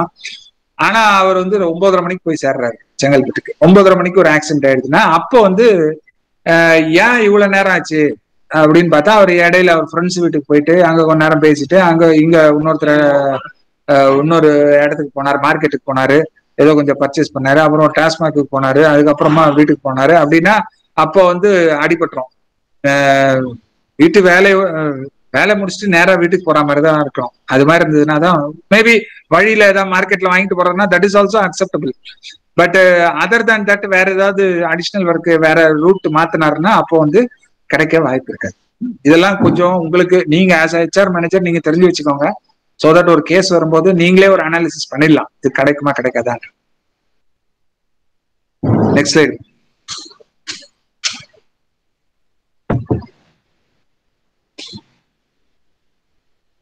இது ஆக்குபேஷனல் டிசீசஸ் சொல்றாங்க. இது எப்படின்னா பொதுவா எல்லா ஃபேக்டரியிலும் கிடையாது, ஒரு சிலர் ரேர் கேசஸ். ஆஸ்பெஸ்டாஸ் ஷீட்ஸ் எல்லாம் நம்ம பார்த்திருக்கோம் இல்லையா, ஆஸ்பெஸ்டாஸ் ஷீட் தயாரிக்கிற ஃபேக்டரி எல்லாம் இருக்கு பாருங்க. அந்த ஃபேக்டரிஸ்ல அந்த ஆஸ்பெஸ்டாஸ் அப்படின்றதே ஒரு கைண்ட் ஆஃப் ஒரு தாது பொருள். அது அந்த ஃபேக்டரிக்குள்ள பாத்தீங்கன்னா அப்படியே ஃப்ளோட் ஆயிட்டே இருக்கும். அதை சுவாசிச்சுக்கிட்டு இருப்பாங்க. இல்லாட்டி பஞ்சு அடிக்கிற இடம் ஜின்னிங்னுவாங்க, இந்த பஞ்சு அடிக்கிற இடத்துல பாத்தீங்கன்னா அப்படியே பஞ்சா துகள்கள் மாதிரி அப்படியே பரவி காத்துல ஃபுல்லா இருக்கும். அந்த ரூமுக்குள்ள போயிட்டு நம்ம வெளியே வந்தா தலையெல்லாம் பஞ்சாயிடும், மூக்குக்குள்ள எல்லாம் கூட பஞ்சு போயிடும். இந்த மாதிரி போற பஞ்சு இருக்கு பாருங்க. அதே மாதிரி இந்த கிரானைட் எல்லாம் பெரிய போல்டர்ல இருந்து அறுப்பாங்க, ஸ்லாபா அறுக்கும் போது அந்த தூள் வரும். பெரிய பெரிய மிஷின்ல அறுக்கும் போது ஆள் தள்ளி நிற்பான், அவனுக்கு தூள் பெருசா பாதிக்காது. சின்ன சின்ன இதெல்லாம் கையில ஹேண்ட் ஹெல்டு கட்டரை வச்சுக்கிட்டே பண்ணுவாங்க. அப்ப அந்த அறுக்கிற ஆளுக்கு அந்த தூள் சுவாசிச்சுக்கிட்டே தான் இருப்பாரு. இது ஒரு நாள் 2 நாள் சுவாசிச்சா பரவாயில்ல, அவர் தொழிலே அதுதான். டெய்லி காலையில போயாச்சுன்னா சாயங்காலம் வரைக்கும் அந்த தூளை தான் சுவாசிச்சுக்கிட்டு இருப்பாரு. அது மாதிரி ஆளுங்களுக்கு என்ன ஆகும், நாளடைவுல அந்த தூள் போய் உள்ளார நம்ம நுரையீரல் இருக்கு பாருங்க, நுரையீரல் உள்ளார போய் உட்காந்துரும். அந்த பிராச்சியோலான்னுவாங்க, அதுக்குள்ள எல்லாம் போய் உட்காந்துருச்சுன்னா நம்ம இழுக்கிற சுவாசம் பாருங்க, அது ஃபுல்லா ரத்தத்துல கலக்காது, அங்கங்க பிளாக் இருக்கும். இந்த பிளாக் இந்த ஆக்சிஜனை உள்ள கலக்க விடாது. அதனால அவங்களுக்கு டெபிசிட் இன் ஆக்சிஜன் வரும், ஆக்சிஜன் குறை தட்டுப்பாடு வரும்.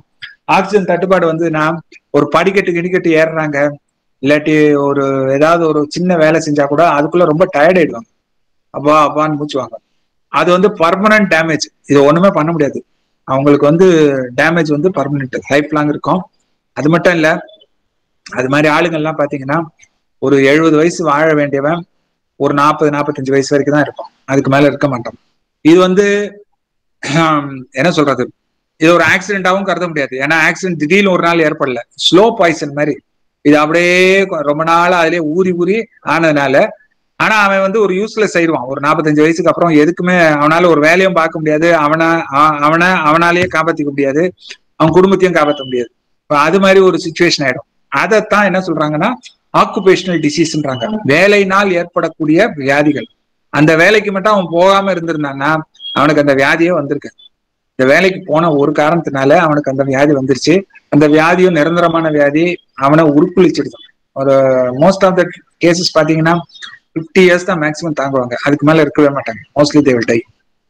இந்த மாதிரி டிசீசஸ் கூட, although it is a diseases, it is treated at par with an accident, employment injury மாதிரி அதை ட்ரீட் பண்றாங்க. இந்த கேஸுக்கு மட்டும் நீங்க ஆக்சிடென்ட் ரிப்போர்ட் கொடுக்க முடியாது. ஏன்னா நீங்க ஆக்சிடென்ட் நடந்தா தானே நீங்க கொடுப்பீங்க, ஸ்லோ பாய்சன்றதுனால கொடுக்க மாட்டாங்க. இதை எப்போ நாங்க ஐடென்டிஃபை பண்ணுவோம்னா, அவர் நார்மல் ட்ரீட்மெண்ட்டுக்காக டாக்டருக்கு வருவாப்ல, ரெகுலரா வருவாரு, அப்பப்போ லீவ் எடுப்பாரு, இந்த ப்ராப்ளம் வரும்.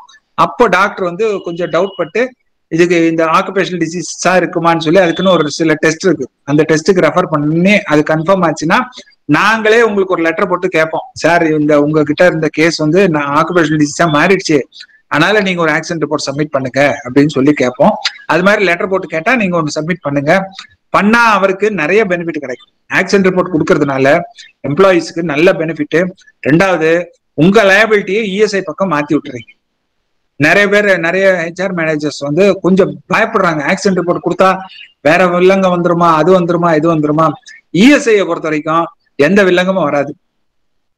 இன்ஸ்பெக்டர் ஆஃப் ஃபேக்டரிஸ்னா அது நம்ம சொல்ல முடியாது. இன்ஸ்பெக்டர் ஆஃப் ஃபேக்டரிஸ்ல வந்து ஒரு பெனிஃபிட் ஒன்றும் கொடுக்க மாட்டாங்க. நீங்க ஆக்சிடென்ட் ரிப்போர்ட் கொடுக்கலன்னா ஒரு 4-5 கவுண்ட்ல ஒரு கேஸை போடுவாங்க. அதனால வந்து அந்த பயத்துல இஎஸ்ஐ கொடுக்காம விட்டுறாதீங்க. ஏன்னா அதுக்கு வேற ஆக்சிடென்ட் ரிப்போர்ட்டும் இதுக்கு வேற ஆக்சிடென்ட் ரிப்போர்ட், அந்த ஆக்சிடென்ட் ரிப்போர்ட்டும் இதுக்கு வேற, இதுக்கு டோட்டலா எல்லாமே வேற. அதுக்கு வேற ஆக்சிடென்ட் ரெஜிஸ்டர், நமக்கு வேற ஆக்சிடென்ட் ரெஜிஸ்டர். அதனால இதை அங்க காட்டணும்னு அவசியம் கூட இல்லை. அதனால உங்க எம்ப்ளாயிஸுக்கு வந்து கிடைக்கிற பெனிஃபிட்டை வந்து அவைல் பண்றதுக்கு ஹெல்ப் பண்ணுங்க. ஆக்சிடென்ட் ரிப்போர்ட் கொடுத்தீங்கன்னா he will get lot of benefit. என்ன பெனிஃபிட் கிடைக்கிறதுன்றதை இப்போ நெக்ஸ்ட் ஸ்லைட்ல பார்க்கலாம். Next slide.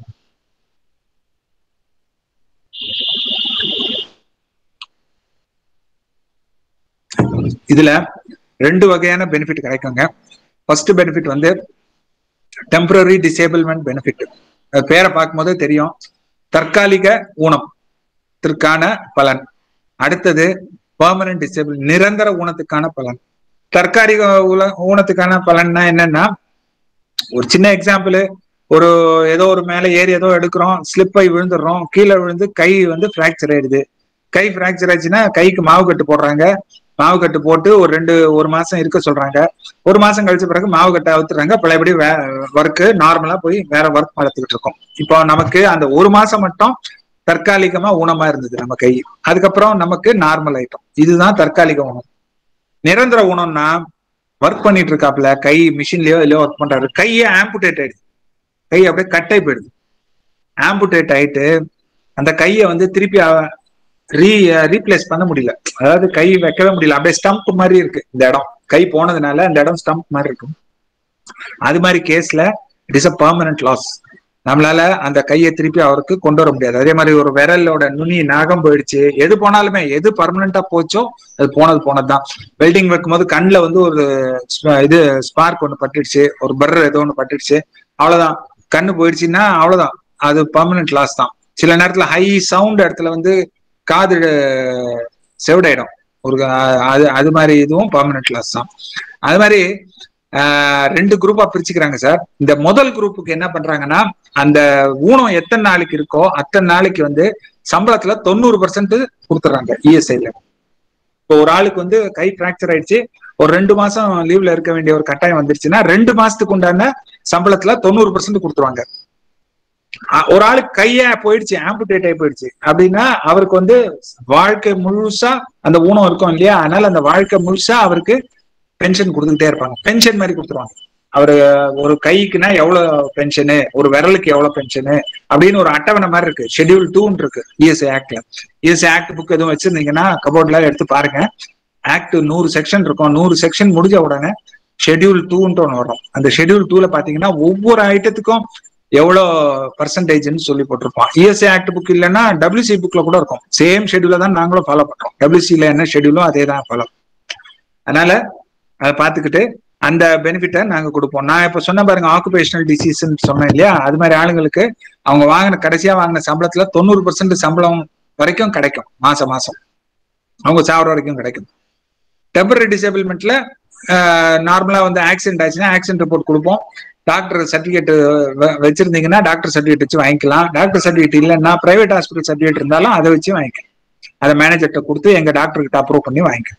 இது வந்து 90% கொடுப்போம். இதுக்கு ஒன்றும் லிமிட்டே கிடையாது. எவ்வளவு நாள் வேணாலும் அவர் லீவ்ல இருந்துக்கலாம். 1 வருஷம் 2 வருஷம் கூட லீவ்ல இருந்துக்கலாம். அது குணம் ஆகிற வரைக்கும், அவர் ஃபிட் ஆகிற வரைக்கும் லீவ்ல இருந்துக்கலாம். அத்தனை நாள் வரைக்கும் அவர் வாங்கின சம்பளம், கடைசியா வாங்கின சம்பளத்துல 90% ESI will pay. Next sir. அதே மாதிரி இது வந்து வேலைக்கு சேர்ந்து இத்தனை நாள் ஆயிருக்கணும் அப்படிலாம் ஒரு கண்டிஷனும் கிடையாது. ஆக்சிடென்ட்ன்றது எப்போ வேணாலும் ஆகும். அதனால வந்து வேலைக்கு சேர்ந்த முதல் நாள்ல இருந்தே ஆக்சிடென்ட் பெனிஃபிட்டுக்கு எலிஜிபிள். இன்னைக்கு காலையில் தான் வேலைக்கு சேர்ந்தார் 10 மணிக்கு, 5 மணிக்கு ஒரு ஆக்சிடென்ட் ஆயிடுச்சுன்னா S is eligible, he will get all the benefits. இது பெர்மனன்ட் டிசேபிள்மெண்ட் பெனிஃபிட். இது நான் சொல்லியிருந்தேன் இல்லையா, ஃபர்ஸ்ட் கை ஆம்புடேட் ஆயிடுச்சுன்னா ஃபர்ஸ்ட் டெம்பரரி டிசேபிள்மெண்ட் பெனிஃபிட் ஆரம்பிச்சிருவோம். அந்த புண்ணுக்குன்னு ஆறி தோல்வியிலெல்லாம் நல்லா மூடிக்கிடுச்சுன்னு அது வரைக்கும் டெம்பரரி பெனிஃபிட் கொடுத்துக்கிட்டே இருக்கும். கொடுத்து முடிச்ச பிறகு அவரை வந்து ஒரு மெடிக்கல் போர்டுக்கு அனுப்புவோம். டாக்டர்ஸ் ஒரு 4-5 பேர் இருப்பாங்க. அவங்க 4-5 பேரும் அந்த பேஷண்ட்டை பார்த்து டயக்னைஸ் பண்ணிட்டு அவங்க என்ன பண்ணுவாங்க, இவ்வளவு பர்சன்டேஜ் இவருக்கு ஊனம் இருக்குன்னு சொல்லி ஃபிக்ஸ் பண்ணுவாங்க. அவங்க எத்தனை பர்சன்டேஜ் ஃபிக்ஸ் பண்றாங்களோ அத்தனை பர்சன்டேஜ சம்பளத்துல கொடுத்துரும். இப்ப அவங்க 80% ஃபிக்ஸ் பண்ணாங்கன்னு வைங்க, உங்க சம்பளத்துல 80% நாங்க இஎஸ்ஐல இருந்து பென்ஷனா கொடுத்துரும். இந்த பென்ஷன் வந்து நீங்க வேலையும் பார்த்துக்கலாம், சம்பளமும் வாங்கிக்கலாம், தனியா மாசம் மாசம் உங்க அக்கௌண்ட்டுக்கு பென்ஷன் வந்துகிட்டே இருக்கும் அன்டில் யுவர் லைஃப் டைம். இதுதான். சொல்லுங்க சார். பெர்மனன்ட் டிசேபிள்மெண்ட்ல இப்ப இந்த ஸ்பைனல் கார்டுல ப்ராப்ளம் வருதுல்ல சார், அது வந்து இப்போ ஒருத்தர் வந்து பைக்ல போய் விழுந்து ஸ்பைனல் கார்டுல அடிபட்டு அவர் வந்து பின்னாடி பார்த்தா டோட்டலா எந்திரிக்க முடியாது, அவர் வந்து பாத்ரூம் போனா அவ்வளவுதான், வேற எந்த ஒரு ஆக்டிவிட்டியும் பண்ண முடியாது அப்படிங்கிற மாதிரி ஒரு சிச்சுவேஷன். அவர் வந்து நம்ம என்ன மாதிரி எடுத்துக்கணும் சார், டெம்பரரியா இல்ல பெர்மனண்டா? இல்ல சார், ஃபர்ஸ்ட் எடுத்த எடுப்புலயே என்ன பண்ணுவாங்க, டெம்பரரி தான் கொடுப்பாங்க. இப்போ இன்னைக்குதான் விழுந்துட்டாரு வச்சுக்கோங்க, இன்னைக்குதான் ஆக்சிடென்ட் ஆச்சுன்னு வச்சுக்கோங்க, இன்னைக்கு வந்து என்ன பண்ணுவாங்க, இன்னையில இருந்து டெம்பரரி கொடுத்துக்கிட்டே இருப்பாங்க. டாக்டர் என்ன பண்ணுவாங்க, ஃபர்ஸ்ட் இனிஷியலா ஒரு 1 or 2 months ட்ரீட்மெண்ட் கொடுத்து பார்ப்பாங்க, அவர் பழைய நல்லா எழுந்துக்கிறாரான்ற மாதிரி ட்ரீட்மெண்ட் கொடுத்து பார்ப்பாங்க. அப்புறம் என்ன பண்ணுவாங்க, ஒரு ஸ்டேஜ்ல எக்ஸ்ரே ஸ்கேன்லாம் எடுத்து பார்த்துட்டு அது ரொம்ப பர்மனன்ட் டேமேஜ் மாதிரி ஆயிடுச்சு, அவரால் ஒண்ணுமே பண்ண முடியாதுன்னா அப்ப என்ன பண்ணுவாங்க, ஃபிட் ஆக்கிடுவாங்க. ஃபிட்னா என்னன்னா, இதுக்கு மேல வந்து டெம்பரரி கொடுக்க வேண்டாம், நிப்பாட்டிருங்க, இன்னையில இருந்து பென்ஷன் ஆரம்பிச்சிருங்க அப்படின்னு சொல்லி கொடுத்துருவோம். அப்புறமா அவர் ஒரு மெடிக்கல் போர்டு மோஸ்ட்லி அது மாதிரி பேராப்ளீஜியான்னு சொல்லுவாங்க, பக்கவாதம் அது மாதிரி எல்லாம் வந்துருச்சுன்னா ஃபுல் சம்பளமே பென்ஷன் ஆகும். ஓகே ஓகே, அதேதான் சார். பென்ஷன்ங்கிறது அவர் இருக்கிற வரைக்கும் வருமா சார்? ஆமாங்க, அவர் இருக்க வரைக்கும் தான் வரும். ஃபேமிலி பென்ஷனா மாறாதுங்க. அவர் இறந்த பிறகு அவங்க ஒய்ஃபுக்கு எல்லாம் வராது. இது வந்து ஒன்லி ஃபார் ஊனத்துக்காக கொடுக்கறதுனால ஊனம் இருக்கிற வரைக்கும் தான் அந்த பென்ஷன் கிடைக்கும். ஊனம்ன்றது அவர் உயிரோட இருக்கிற வரைக்கும் தான் அந்த ஊனம் இருக்கும் இல்லையா, அவர் இறந்துட்டாருன்னா அந்த ஊனம் போயிடும். அது மாதிரி. அடுத்தபடியா பாத்தீங்கன்னா டிபெண்டன்ட் பெனிஃபிட், இதுவும் ஒரு one of the best attractive schemes on ESI. இதுல எப்படின்னா, ஒரு ஆள் வந்து இவ்வளவு நேரம் நம்ம வந்து காயத்தை பத்தி பார்த்துருந்தோம், அடிபட்டு ஆக்சிடென்ட் ஆயிடுச்சுன்னு பார்த்தோம். இப்போ வந்து எம்ப்ளாய்மெண்ட் இன்ஜுரி தான், வேலை நிமித்தமா தான் அடிபட்டது, ஆனா ஆளே இறந்துட்டார், ஃபேட்டல் ஆக்சிடென்ட், ஆளே இறந்து போயிட்டாருன்னு வச்சுக்கோங்க. அந்த மாதிரி கேஸ்ல வந்து என்ன பண்ணணும்னா, அவர் கடைசியா வாங்கின சம்பளத்துல 90% வந்து அவங்க ஃபேமிலிக்கு கொடுப்பாங்க. அவங்க ஃபேமிலி யார் ஃபேமிலின்னா, ஒய்ஃபுக்கு, பிள்ளைங்களுக்கு, அம்மா விதவை தாயா இருந்தாங்கன்னா அவங்களுக்கு ஒரு பங்கு வரும். விதவை தாய் இல்ல, அப்பா அம்மா உயிரோட இருக்காங்கன்னா அவங்களுக்கு ஒன்றும் கிடைக்காது. ஒய்ஃப் சில்ட்ரன் இருந்தாங்கன்னா, சப்போஸ் பையன் வந்து இறந்து போன வந்து பேச்சுலர், அவனுக்கு இன்னும் மேரேஜே ஆகலன்னு வச்சுக்கோங்க, அப்போ வந்து அம்மா அப்பாவுக்கு ஒரு பென்ஷன் கிடைக்கும். பட் ஆனா அந்த அளவுக்கு கிடைக்காது, ஒய்ஃபுக்கு கிடைக்கிற அளவுக்கு கிடைக்காது. ஒய்ஃப் குடும்பம், ஒய்ஃப் அண்ட் சில்ட்ரன் இருந்தா மட்டும்தான் 90% வரைக்கும் கிடைக்கும். இந்த பென்ஷன் வந்து கிராஸ் சேலரியில 90%, நாட் ஆன் பேசிக் பே. இப்போ பிஎஃப்ல எல்லாம் பாத்தீங்கன்னா அவன் ஒரு பென்ஷன் கொடுப்பாங்க, அது வந்து ரொம்ப சின்ன மீகர் அமௌண்டா இருக்கும், 2500 ரூபாய் 3000 ரூபாய் தான் இருக்கும் மேக்சிமம், அதுக்கு மேல இருக்காது. ஆனா இஎஸ்ஐல அப்படி கிடையாதுங்க. இப்போ ஃபார் எக்ஸாம்பிள் ஒரு ஆள் வந்து 20,000 ரூபாய் சம்பளம் வாங்குறாருன்னு வைங்க, அந்த 20,000 ரூபாயில 90% எவ்வளவு பாருங்க, 18,000 ரூபாய் மாசம் மாசம் கொடுத்துக்கிட்டே இருப்பாங்க. அந்த ஆள் இல்லைன்ற ஒரு குறை இருக்குமா தவிர, அவர் இருந்து ஒரு பினான்சியல் ஸ்டெபிலிட்டி அந்த ஃபேமிலிக்கு அப்படியே இருந்துகிட்டே இருக்கும். அதுதான் இஎஸ்ஐல இருந்து ஒரு பெனிஃபிட். இதுல என்ன இஎஸ்ஐல ஒரு சின்ன ஒரு சிறப்பம்சம்னா, இஎஸ்ஐன்றது வந்து நீங்க கொடுக்குற கான்ட்ரிபியூஷன்ல ரன் ஆகுது.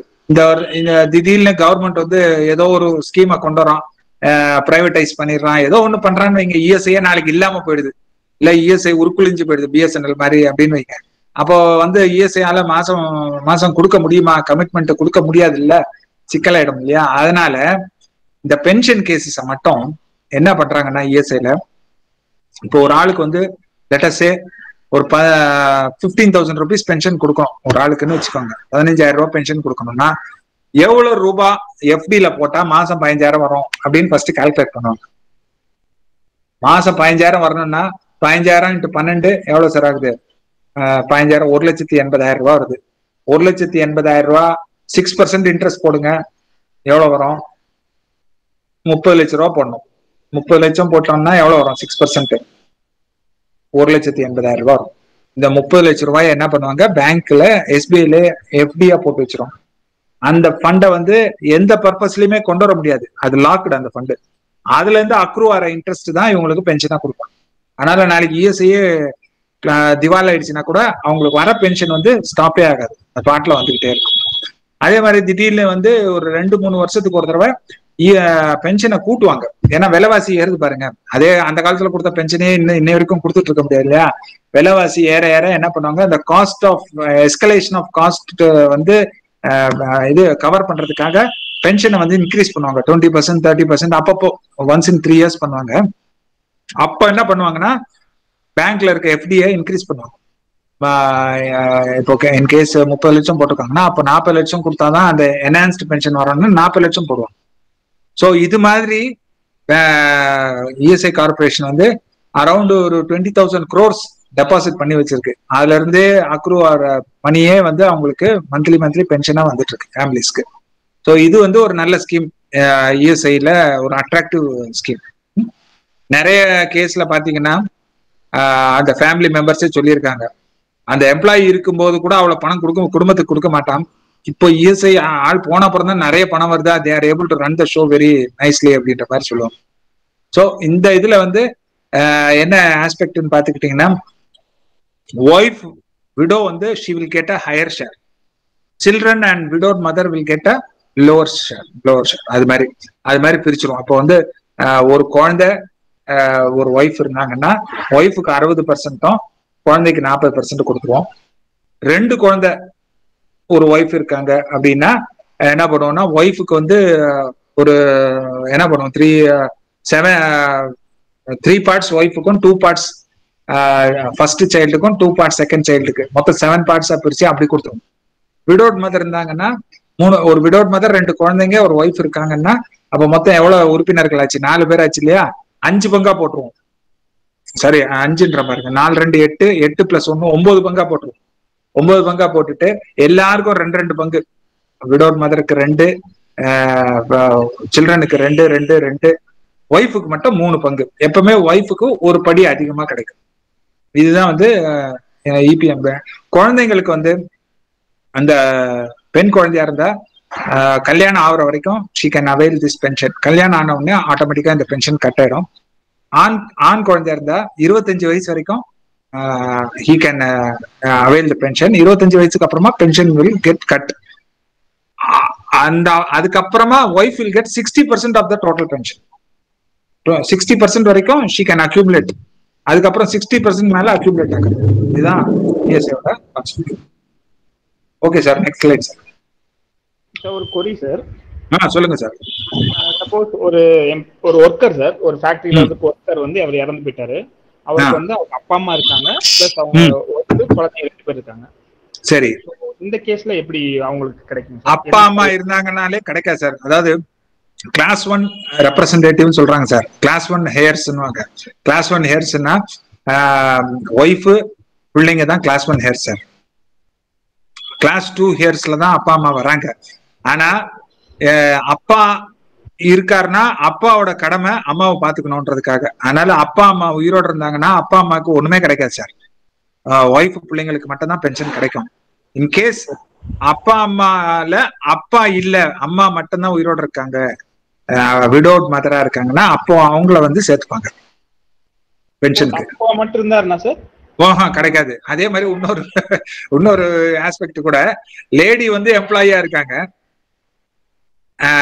அவங்க வந்து இறந்து போயிடுறாரு, அவங்களுக்கு 2 குழந்தைங்க இருக்காங்க, ஒரு ஹஸ்பண்ட் இருக்காங்கன்னு வைங்க, ஹஸ்பண்டுக்கு ஒண்ணுமே கிடைக்காது, குழந்தைக்கு மட்டும் தான் கிடைக்கும். எதுவுமே கிடைக்காது சார். ஆமா, அது வந்து இந்தியன் கான்ஸ்டிடியூஷன்லயே இருக்கு. என்னன்னா ஹஸ்பண்ட் வந்து அவரை காப்பாத்திக்கணும், லேடிஸுக்கு மட்டும்தான் கவர்மெண்ட் வில் சப்போர்ட். அந்த கான்செப்ட்ல இருக்கு. இது வந்து அப்போ பழைய கான்ஸ்டிடியூஷன்ன்றது ஒரு 70 வருஷம் முன்னாடி பண்ணது இல்லையா? அப்ப லேடிஸோட பொசிஷன் அப்படிதானே இருந்தது. அதனால லேடிஸ் விடோவரா இருக்காருன்னு வைங்க, விடோவருக்கு he will not get any paisa pension. he has to fend for himself. விடோவுக்கு மட்டும் she will get. ஒரு ஆண் இறந்துட்டாருன்னா, ஆண் வந்து எம்ப்ளாயா இருந்து அவர் இறந்துட்டாருன்னா அவங்க ஒய்ஃபுக்கு கிடைக்கும். பெண் எம்ப்ளாயா இருந்து இறந்துட்டாங்கன்னா அவங்க ஹஸ்பண்ட் கிடைக்காது, ஆனா அவங்க பிள்ளைங்களுக்கு கிடைக்கும். Thank you sir. Sir one more query sir. இது வந்து any type of death, nature of death, any type இல்ல சார், இதுவே வந்து எம்ப்ளாய்மெண்ட் இன்ஜுரிக்கு மட்டும்தான். இந்த இதுவே எம்ப்ளாய்மெண்ட் இன்ஜுரிக்கு மட்டும்தான். இப்போ உதாரணத்துக்கு சும்மா ஒரு ஞாயிற்றுக்கிழமை ஏதோ ஒரு மார்க்கெட் போனாரு, ஒரு வண்டிக்காரன் இடிச்சு செத்து போயிட்டாருன்னா ஒண்ணுமே கிடைக்காது. அவர் வந்து இது வந்து எதுக்காக வச்சிருக்காங்கன்னா, எம்ப்ளாயர் இருக்காரு இல்லையா, அவரை வந்து சேஃப்கார்ட் பண்றதுக்கு தான் இந்த இஎஸ்ஐ ஸ்கீம். அதனால தான் அவர் வந்து ஹையர் கான்ட்ரிபியூஷன் கட்டுறாரு. எம்ப்ளாயர் ஷேர் 3.25% கட்டுறாரு, எம்ப்ளாயி கிட்ட இருந்து 3/4% பிடிக்கிறாங்க. இது வந்து WCல இருந்து காப்பாத்துறதுக்கு தான் சார், வேற ஒண்ணும் இல்லை. அடிப்படையே WCக்கு ஈக்குவலன்ட் தான் சார். அதனால பிரைவேட் ஆக்சிடென்ட் கவர் ஆகாது. பிரைவேட்ல இறந்துட்டாருன்னா அந்த ஈமச்சடங்குன்னு இல்லையா, அந்த ஃபியூனரல் எக்ஸ்பென்சஸ், அதுக்கு வந்து 15,000 ரூபாய் கொடுப்பாங்க. அது எல்லாருக்கும் கொடுப்பாங்க. எம்ப்ளாய்மெண்ட் இன்ஜுரியா இருந்தாலும் சரி, நான் எம்ப்ளாய்மெண்ட் இன்ஜுரி இருந்தாலும் சரி, அது மட்டும் கிடைக்கும். அது that is not going to help you in big way, but அது ஒண்ணுதான் பெனிஃபிட்னு சொல்றது சார். இப்போ இந்த ஸ்லைடு போயிடலாமா? அன்எம்ப்ளாய்மெண்ட் அலவன்ஸ் வந்து 3 கேட்டகரியில வேலை இழந்தவங்க மட்டும்தான் வாங்க முடியும். அந்த 3 கேட்டகரி என்னன்னா, ஃபர்ஸ்ட் கேட்டகரி வந்து permanent closure of factory. Factory வந்து பர்மனன்ட் ஃபேக்டரியோ எஸ்டாப்ளிஷ்மெண்ட்டோ நிரந்தரமா க்ளோஸ் பண்ணிடணும். அந்த மாதிரி அதனால வேலை இழந்தவங்களா இருந்தா அவங்க they R eligible for the scheme. Second category வந்து ரிட்ரென்ச்மெண்ட். உங்களுக்கு ஹெச்ஆர்ல தெரியும் இல்லையா, ரிட்ரென்ச்மெண்ட் பண்ணீங்கன்னா அதனால வேலை இழந்தவங்களுக்கு இந்த ஸ்கீம்ல எலிஜிபிள். மூணாவது கேட்டகரி வந்து இப்ப சார் கொஞ்ச நேரம் முன்னாடி கேட்டிருந்தாரு பாருங்க, பிரைவேட்டா ஆக்சிடென்ட் ஆகி போயிடுச்சு, எம்ப்ளாய்மெண்ட் இன்ஜுரி ஆகல, அவங்களுக்கு என்ன பெனிஃபிட் கிடைக்கும் அப்படின்னு சொல்றீங்க இல்லையா. இன்கேஸ் அவர் இறக்காம இருந்தாருன்னா, கேஸ் பிரைவேட் ஆக்சிடென்ட் ஆயிடுச்சு, ஏதோ கை போயிடுச்சு, கால் போயிடுச்சு, இது மாதிரி ஏதோ ஒன்று வச்சுக்கோங்களேன், டியூட்டில இருந்து அது மாதிரி ஆயிருந்தா அவருக்கு பர்மனன்ட் டிசேபிள்மெண்ட் பெனிஃபிட் ஒன்று முதல்ல சொன்ன பாருங்க, அது கிடைச்சிருக்கும், மாசம் மாசம் பென்ஷன். ஆனா இவரு வந்து உயிரோட இருக்காரு, ஆனா கையோ காலோ ஏதோ இழந்துடுறாரு, அதனால அவரால் வேலை பார்க்க முடியல. அவர் ஆப்ரேட்டரா இருக்காரு, கை இல்லாம எப்படி ஆப்ரேட்டரா வேலை பார்க்க முடியும்? அதனால அவரு வேலையை விட்டு எடுத்துடுறாங்க, அதனால வேலை இழந்துடுறாருன்னு வைங்க. அந்த மாதிரி ஆளுங்களுக்கும் டிசேபிலிட்டினால வேலை இழந்தவங்களுக்கும் உண்டு. அதனால 3 கேட்டகரி, ஒன்னு வந்து பர்மனன்ட் க்ளோசர், இன்னொன்னு ரிட்ரென்ச்மெண்ட், மூணாவது டிசேபிலிட்டினால வேலை இழந்தோம். 3 கேட்டகரி ஆளுங்களுக்கு இந்த அன்எம்ப்ளாய்மெண்ட் அலவன்ஸ் கொடுக்குறோம். அன்எம்ப்ளாய்மெண்ட் அலவன்ஸ் வாங்கணும்னா ஃபர்ஸ்ட் கண்டிஷன் வந்து அவங்க வேலைக்கு சேர்ந்து மினிமம் 2 வருஷமாவது சர்வீஸ் போட்டிருக்கணும். அட்லீஸ்ட் 2 வருஷம் சர்வீஸ் போட்டிருக்கணும். 60 வயசு ஆயிருக்கூடாது. இந்த 2 கண்டிஷன் பார்த்துப்பாங்க. அடுத்தது ஒவ்வொரு கான்ட்ரிபியூஷன் பீரியட் இருக்கு பாருங்க, ஒரு கான்ட்ரிபியூஷன் பீரியட்லயும் குறைஞ்சபட்சம் 78 நாள் வேலை பார்த்துருக்கணும். இந்த 2 இது ஒண்ணு பார்த்துப்பாங்க. ரெண்டாவது நான் முதல்ல சொன்ன பாருங்க, இந்த 3 கண்டிஷன்ல தான் வேலை இழந்திருக்கணும். அந்த மாதிரி இந்த இருந்ததுன்னா முதல் 1 வருஷத்துக்கு அவங்க கடைசியா வாங்கின சம்பளத்துல 50% கொடுப்பாங்க. முதல் 1 வருஷத்துக்கு மாசம் மாசம் போடுவாங்க சம்பளம். இப்போ வேலையை விட்டு வேலையை இழக்கிற அன்னைக்கு அவர் வந்து 18,000 ரூபாய் சம்பளம் வாங்கினாரு வைங்க, அடுத்த 1 வருஷத்துக்கு வந்து 18,000த்துல பாதி 9,000 ரூபாய் மாசம் மாசம் சம்பளம் அவங்க அக்கௌண்ட்ல போட்டுக்கிட்டே இருப்போம் 1 வருஷத்துக்கு. இந்த 1 வருஷம் முடிஞ்ச உடனே 2வது வருஷம் இருக்கு பாருங்க, அப்போ 25%, 9,000த்துல பாதி எவ்வளவு, 4,500 அது 1 வருஷத்துக்கு போடும். அவ்வளவுதான் சார். இது ஒரு 2 வருஷத்துக்கு அவங்கள காப்பாற்றலாம். அதுக்குள்ள அவங்க they have to find some other way for themselves. இந்த 2 வருஷம் பீரியட்ல they can avail treatment also. Free treatment will be provided. எல்லா வகையான ட்ரீட்மெண்ட்டும் ப்ரொவைட். சரி, இந்த எக்ஸாம்பிள் இன்னொரு டைம் கொஞ்சம் சொல்றீங்களா, if you don't mind please? ஒண்ணும் இல்லை மேடம். இப்போ ஒரு ஒரு எம்ப்ளாயி வந்து திடீர்னு கம்பெனி க்ளோஸ் பண்ணிடுறாங்க. லெட்டஸ் சே மார்ச் 31 க்ளோஸ் பண்ணிடுறாங்க. இந்த வருஷம் March 31 company has been closed. அதனால he lost his employment. அப்போ he can apply for this allowance for ESI-ல போய், ESI ஆபீஸ்ல போய் இந்த எனக்கு இது மாதிரி வேலை போயிடுச்சு, எனக்கு இந்த அலவன்ஸ் கொடுங்கன்னு சொல்லி அப்ளை பண்ணலாம். அப்ளை பண்ணியாச்சுன்னா எங்க மேனேஜர் வந்து வெரிஃபை பண்ணுவார், உண்மையிலேயே அது க்ளோஸ் ஆச்சா எல்லாம் வெரிஃபை பண்ணிக்கிட்டு அதுக்கப்புறம் they will start giving this benefit. இந்த பெனிஃபிட்ஸ் கொடுக்கறதுக்கு முதல் வருஷம் அவர் மார்ச் அன்னைக்கு முடிய அவரோட ஆவரேஜ் வேஜஸ் எடுப்பாங்க. ஒரு லாஸ்ட் 6 மாசத்துக்கு உண்டான ஆவரேஜ் வேஜஸ் போடுவாங்க. ஒரு நாள் சம்பளம் எவ்வளவு வருதுன்னு பாப்பாங்க. உதாரணத்துக்கு அவர் 18,000 ரூபாய் சம்பளம் வாங்கினார்னு வச்சுப்போம். அந்த மாசம் 18,000 ரூபாய் சம்பளத்துல 50% கொடுப்பாங்க. லாஸ்ட் டிரான் பேல 50%. சார், இந்த 18,000ங்கிறது சிடிசி இல்ல கிராஸ் டேக் ஹோம் சொல்றீங்களா? இல்லம்மா சிடிசி கான்செப்ட் வந்து only for corporate மா. for government you will always rely on gross மா. gross including deduction. ஆமா, கிராஸ்ன்றது வந்து ஃபர்ஸ்ட் எல்லாம் போட்டுறோம் டிடக்ஷனுக்கு முன்னாடிமா. ஓகே, பிஃபோர் டிடக்ஷன் அதான் கிராஸ். எம்ப்ளாயர் கட்டுற எம்ப்ளாயர் ஷேர் எல்லாம் வந்து ஆட் ஆயிடுச்சுன்னா அது that is treated as CTC. Okay ஓகேங்க சார். பட் கவர்மெண்ட் என்ன பண்ணுதுன்னா அதெல்லாம் உங்களோட கடமை, அது நீங்க கொடுத்துதான் ஆகணும். நீங்க எம்ப்ளாயி கொடுக்குற சம்பளத்தை மட்டும் பத்தி பேசுங்கன்ட்டு. அதனால கிராஸை பத்தி தான் எல்லா ஆக்ட்லயும் கிராஸ் வரைக்கும் தான் பேசுவோம். கிராஸ் பேசிக், அதுக்கு மேல they don't go for CTC என்றார். ஓகே ஓகேங்க சார். அதனால we will confine ourselves to gross. அந்த கிராஸ்ல நமக்கு கிராஸ்ல 50%. கிராஸ் 18,000 அந்த லாஸ்டா கொடுத்தாங்கன்னா கிராஸ்ல 50% எவ்வளவு வரும் உங்களுக்கு? 9,000 ரூபாய் வரும். ஏப்ரல் 2020 இருந்து மார்ச் 2021 வரைக்கும் மாசம் 9,000 ரூபாய் போட்டுக்கிட்டே வருவாங்க மந்த்லி. அதுக்கு அடுத்த ஏப்ரல், அதுக்கு அடுத்த வருஷம் இருக்கு இல்லையா, அப்போ வந்து 25% போடுவாங்க. 18,000ல 25%. அது that is around 4,500 rupees every month 1 year. அதுல இருந்து 1 இயருக்கு மொத்தம் 2 வருஷம் தான் பெனிஃபிட் கிடைக்கும். சரிங்க. இந்த பர்சன் எலிஜிபிள் வந்து ஒரு கம்பெனில மினிமம் 2 இயர்ஸ் ஒர்க் பண்ணிருக்கிற பீப்புளுக்கு மட்டும் தான் இது அப்ளிகபிள் ஆகும். கரெக்ட்? ஆமா கரெக்ட்மா. அது மட்டும் இல்லாம அந்த 2 வருஷத்துலயும் 6 மாசத்துல குறைஞ்சபட்சம் 78 நாள் ஒர்க் பண்ணிருக்கோம். ஓகேங்க சார். Thank you. அது எல்லா பெனிஃபிட்டுக்குமே அதுதான் ஸ்டாண்டர்ட். சரிங்க சார். Thank you right. இதுல ஃபர்ஸ்ட் கண்டிஷன் படி கம்பெனி க்ளோஷர் ஆகும்போது he is eligible for getting this unemployment allowanceங்கறீங்க. So startingல that employee might be facing difficulty in getting another employment suddenly. நீங்க 2 years கொடுக்கறதா வந்து இந்த இது பண்ணிட்டு இருக்கும்போது definitely after 2-3 months or அவருக்கு ஒரு opportunity கிடைச்சு அவரு வேற கம்பெனில போய் ஜாயின் பண்றாரு, வேலையில இருக்கு. How are you tracking this whether this actually கவர்மெண்டோட ரூல் என்னன்னா அவருக்கு வந்து இன்னொரு வேலை கிடைச்சிச்சுன்னா ஆட்டோமேட்டிக்கா இந்த இது கட் பண்ணிடணும். இந்த அலவன்ஸ் இருக்கு பாருங்க, இது ஆட்டோமேட்டிக்கா கட் ஆயிடும். ஏன்னா அவர் வேலை இல்லாத நேரத்துல காப்பாத்துறதுக்கு தான் இந்த அலவன்ஸே வச்சிருக்காங்க. அவர் எம்ப்ளாய்மெண்ட்ல இருக்கும்போது அன்எம்ப்ளாய்மெண்ட் அலவன்ஸ் வாங்க கூடாது இல்லையா? அதனால வந்து if he is genuinely declaring then it can happen. If he is not declaring and he is getting employment elsewhere, ஒண்ணும் பண்ண முடியாது, என்ஜாய் பண்ண வேண்டியதுதான் அவரு. அதாவது ஜென்யூனா டிக்ளேர் பண்ணாங்கன்னா ஆட்டோமேட்டிக்கா கட் ஆயிடும். அவங்க டிக்ளேர் பண்ணாம இருந்தாங்கன்னா அவங்க they will be enjoying it.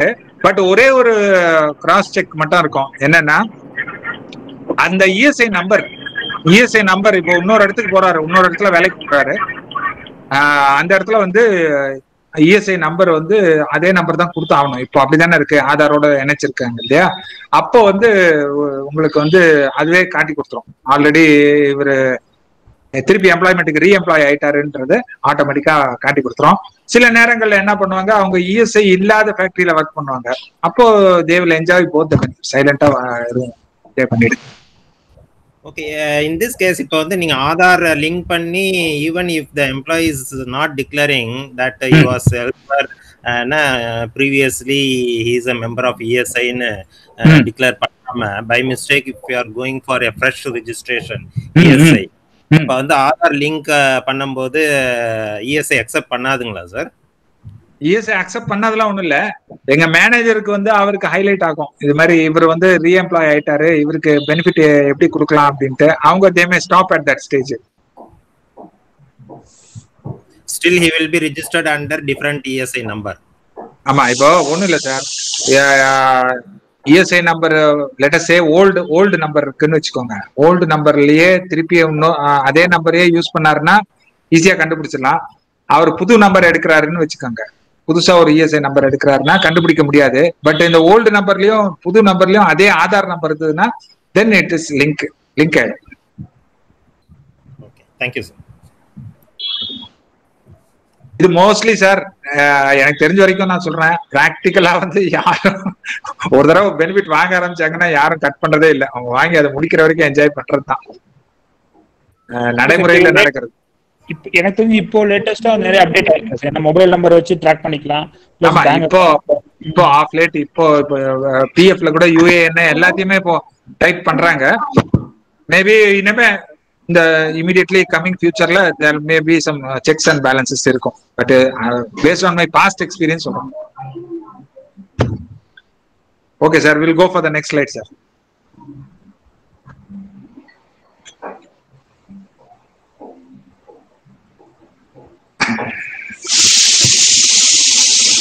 இதுதான் சார் இப்ப நம்ம இன்னைக்கு மீட்டிங்கோட கோர் அஜெண்டாவே இந்த இதுதான் short term unemployment allowance.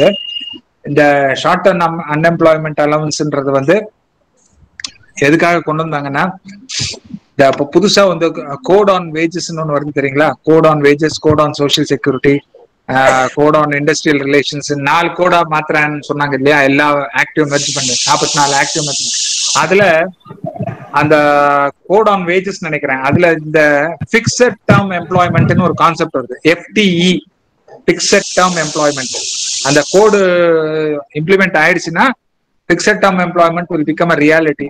Fixed term எம்ப்ளாய்மெண்ட்னா ரெகுலர் எம்ப்ளாய்மெண்ட் தான், பட் ஃபார் 2 years. இப்போ நம்ம துபாய்க்கு எல்லாம் போறோம் பாருங்க, 2 வருஷம் கான்ட்ராக்ட்ல, 1 வருஷம் கான்ட்ராக்ட்லன்னு சொல்றாங்க பாருங்க, அதெல்லாம் அந்த பிக்ஸட் டேர்ம் எம்ப்ளாய்மெண்ட் தான். அது வந்து foreign multinational investors, foreign western countries R insisting that we have to bring that in our act. அதனால government is also accepting that fact. ஊரோட ஒத்து போவோன்ட்டு அவங்க they have brought அதை கொண்டு வந்திருக்காங்க அந்த FTE. அந்த பிக்ஸட் டேர்ம் எம்ப்ளாய்மெண்ட்டை பேஸ் பண்ணி தான் இந்த பெனிஃபிட்டையும் கொடுத்துருக்காங்க. எப்படின்னா, ஒரு ஆள் வந்து ஒரு வருஷம் கான்ட்ராக்ட்ல ஒரு கம்பெனில வேலை பார்க்கறாரு. அந்த 1 வருஷம் முடிஞ்ச உடனே பொதுவாக ரெனியூ பண்ணுவாங்க அந்த கான்ட்ராக்டை. இன்கேஸ் ரெனியூ பண்ணாம விட்டுட்டாங்கன்னா அவருக்கு வேலை போயிடுது. அவரு வந்து ஷார்ட் டேர்ம் வேலை, அவர் அதுக்குள்ள டக்குன்னு இன்னொரு இடத்துல வேலை கண்டுபிடிக்கணும். ஆனா ஒரு 1 or 2 months ஆயிடுது அந்த வேலை கண்டுபிடிக்கிறதுக்கு. அந்த 1 or 2 monthsக்கு வந்து இந்த பெனிஃபிட்டா அவைல் பண்ணிக்கலாம். இது வந்து ஷார்ட் டேர்ம். முதல்ல நம்ம ராஜீவ் காந்தி RJKSY பார்த்தா பாருங்க, அது வந்து it is a long term benefit. அது வந்து பர்மனன்ட் க்ளோசர் ஆஃப் ஃபேக்டரி அது மாதிரி எல்லாம் இருக்க கேஸுக்கு தான் அது அப்ளை ஆகும். இது அப்படி கிடையாது. இது க்ளோசர் கீசர்லாம் ஒன்றும் கண்டிஷன்லாம் வைக்கல, ரிட்ரென்ச்மெண்ட் அதெல்லாம் ஒன்றும் இல்லை. சிம்பிளா unemployed but not due to retirement, superannuation or punishment or resignation. இந்த ரெசிக்னேஷன் இருக்கக்கூடாது, பனிஷ்மெண்ட்னால வேலை போகக்கூடாது, சூப்பர் ஆனுவேஷன் இருக்கக்கூடாது, வேற இது மாதிரி இல்லாம கான்ட்ராக்டே முடிகிற பட்சம் இல்ல வேற ஆல் அதர் ரீசன்ஸ் அது மாதிரி இருந்ததுன்னா, இல்லீகல் ஸ்ட்ரைக்கு இல்லீகல் அதெல்லாம் இருக்கக்கூடாது. அப்படிலாம் இருந்ததுன்னா it is not treated as an unemployment. Otherwise all other things are unemployment தான். அந்த இது ஆனா ரொம்ப அட்ராக்டிவ் பெனிஃபிட் ஒன்றும் கிடையாது. கம்பேர்ட் டு தட் RJKSY மாதிரி நல்ல பெனிஃபிட் ஒன்றும் கிடையாது. சும்மா ஒரு அவங்க ஒண்ணு வச்சாங்க நாங்க ஒண்ணு வைக்கிறோன்ற மாதிரி இது ஒண்ணு வச்சிருக்காங்க. 2 years சர்வீஸ் போட்டிருக்கணும். வெறும் 25% of the salary, that too for 3 months only. Not very attractive and nobody is opting for this one also. அதுவும் இல்ல, இந்த பெனிஃபிட்டை only one time you can avail, one time in your lifetime. அது மாதிரி ஒரு கண்டிஷனர் வச்சிருக்காங்க. இந்த பெனிஃபிட் தான் இப்போ now they have relaxed for Covid.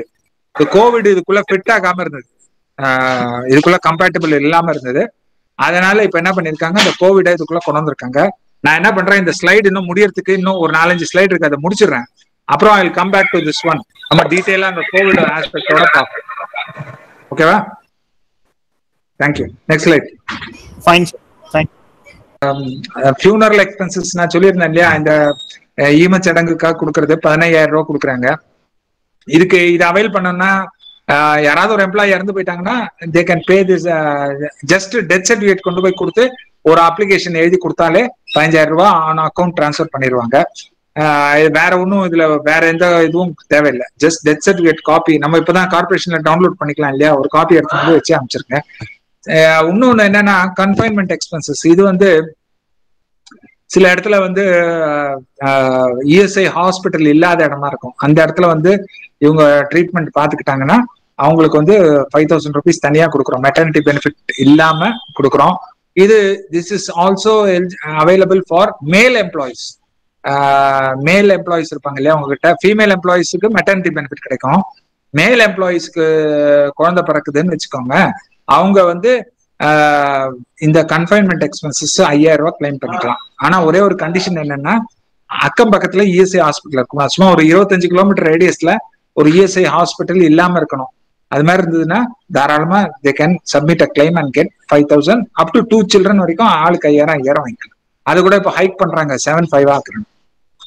அதுக்கப்புறம் நெக்ஸ்ட் ஸ்லைட் போலாம் சார்.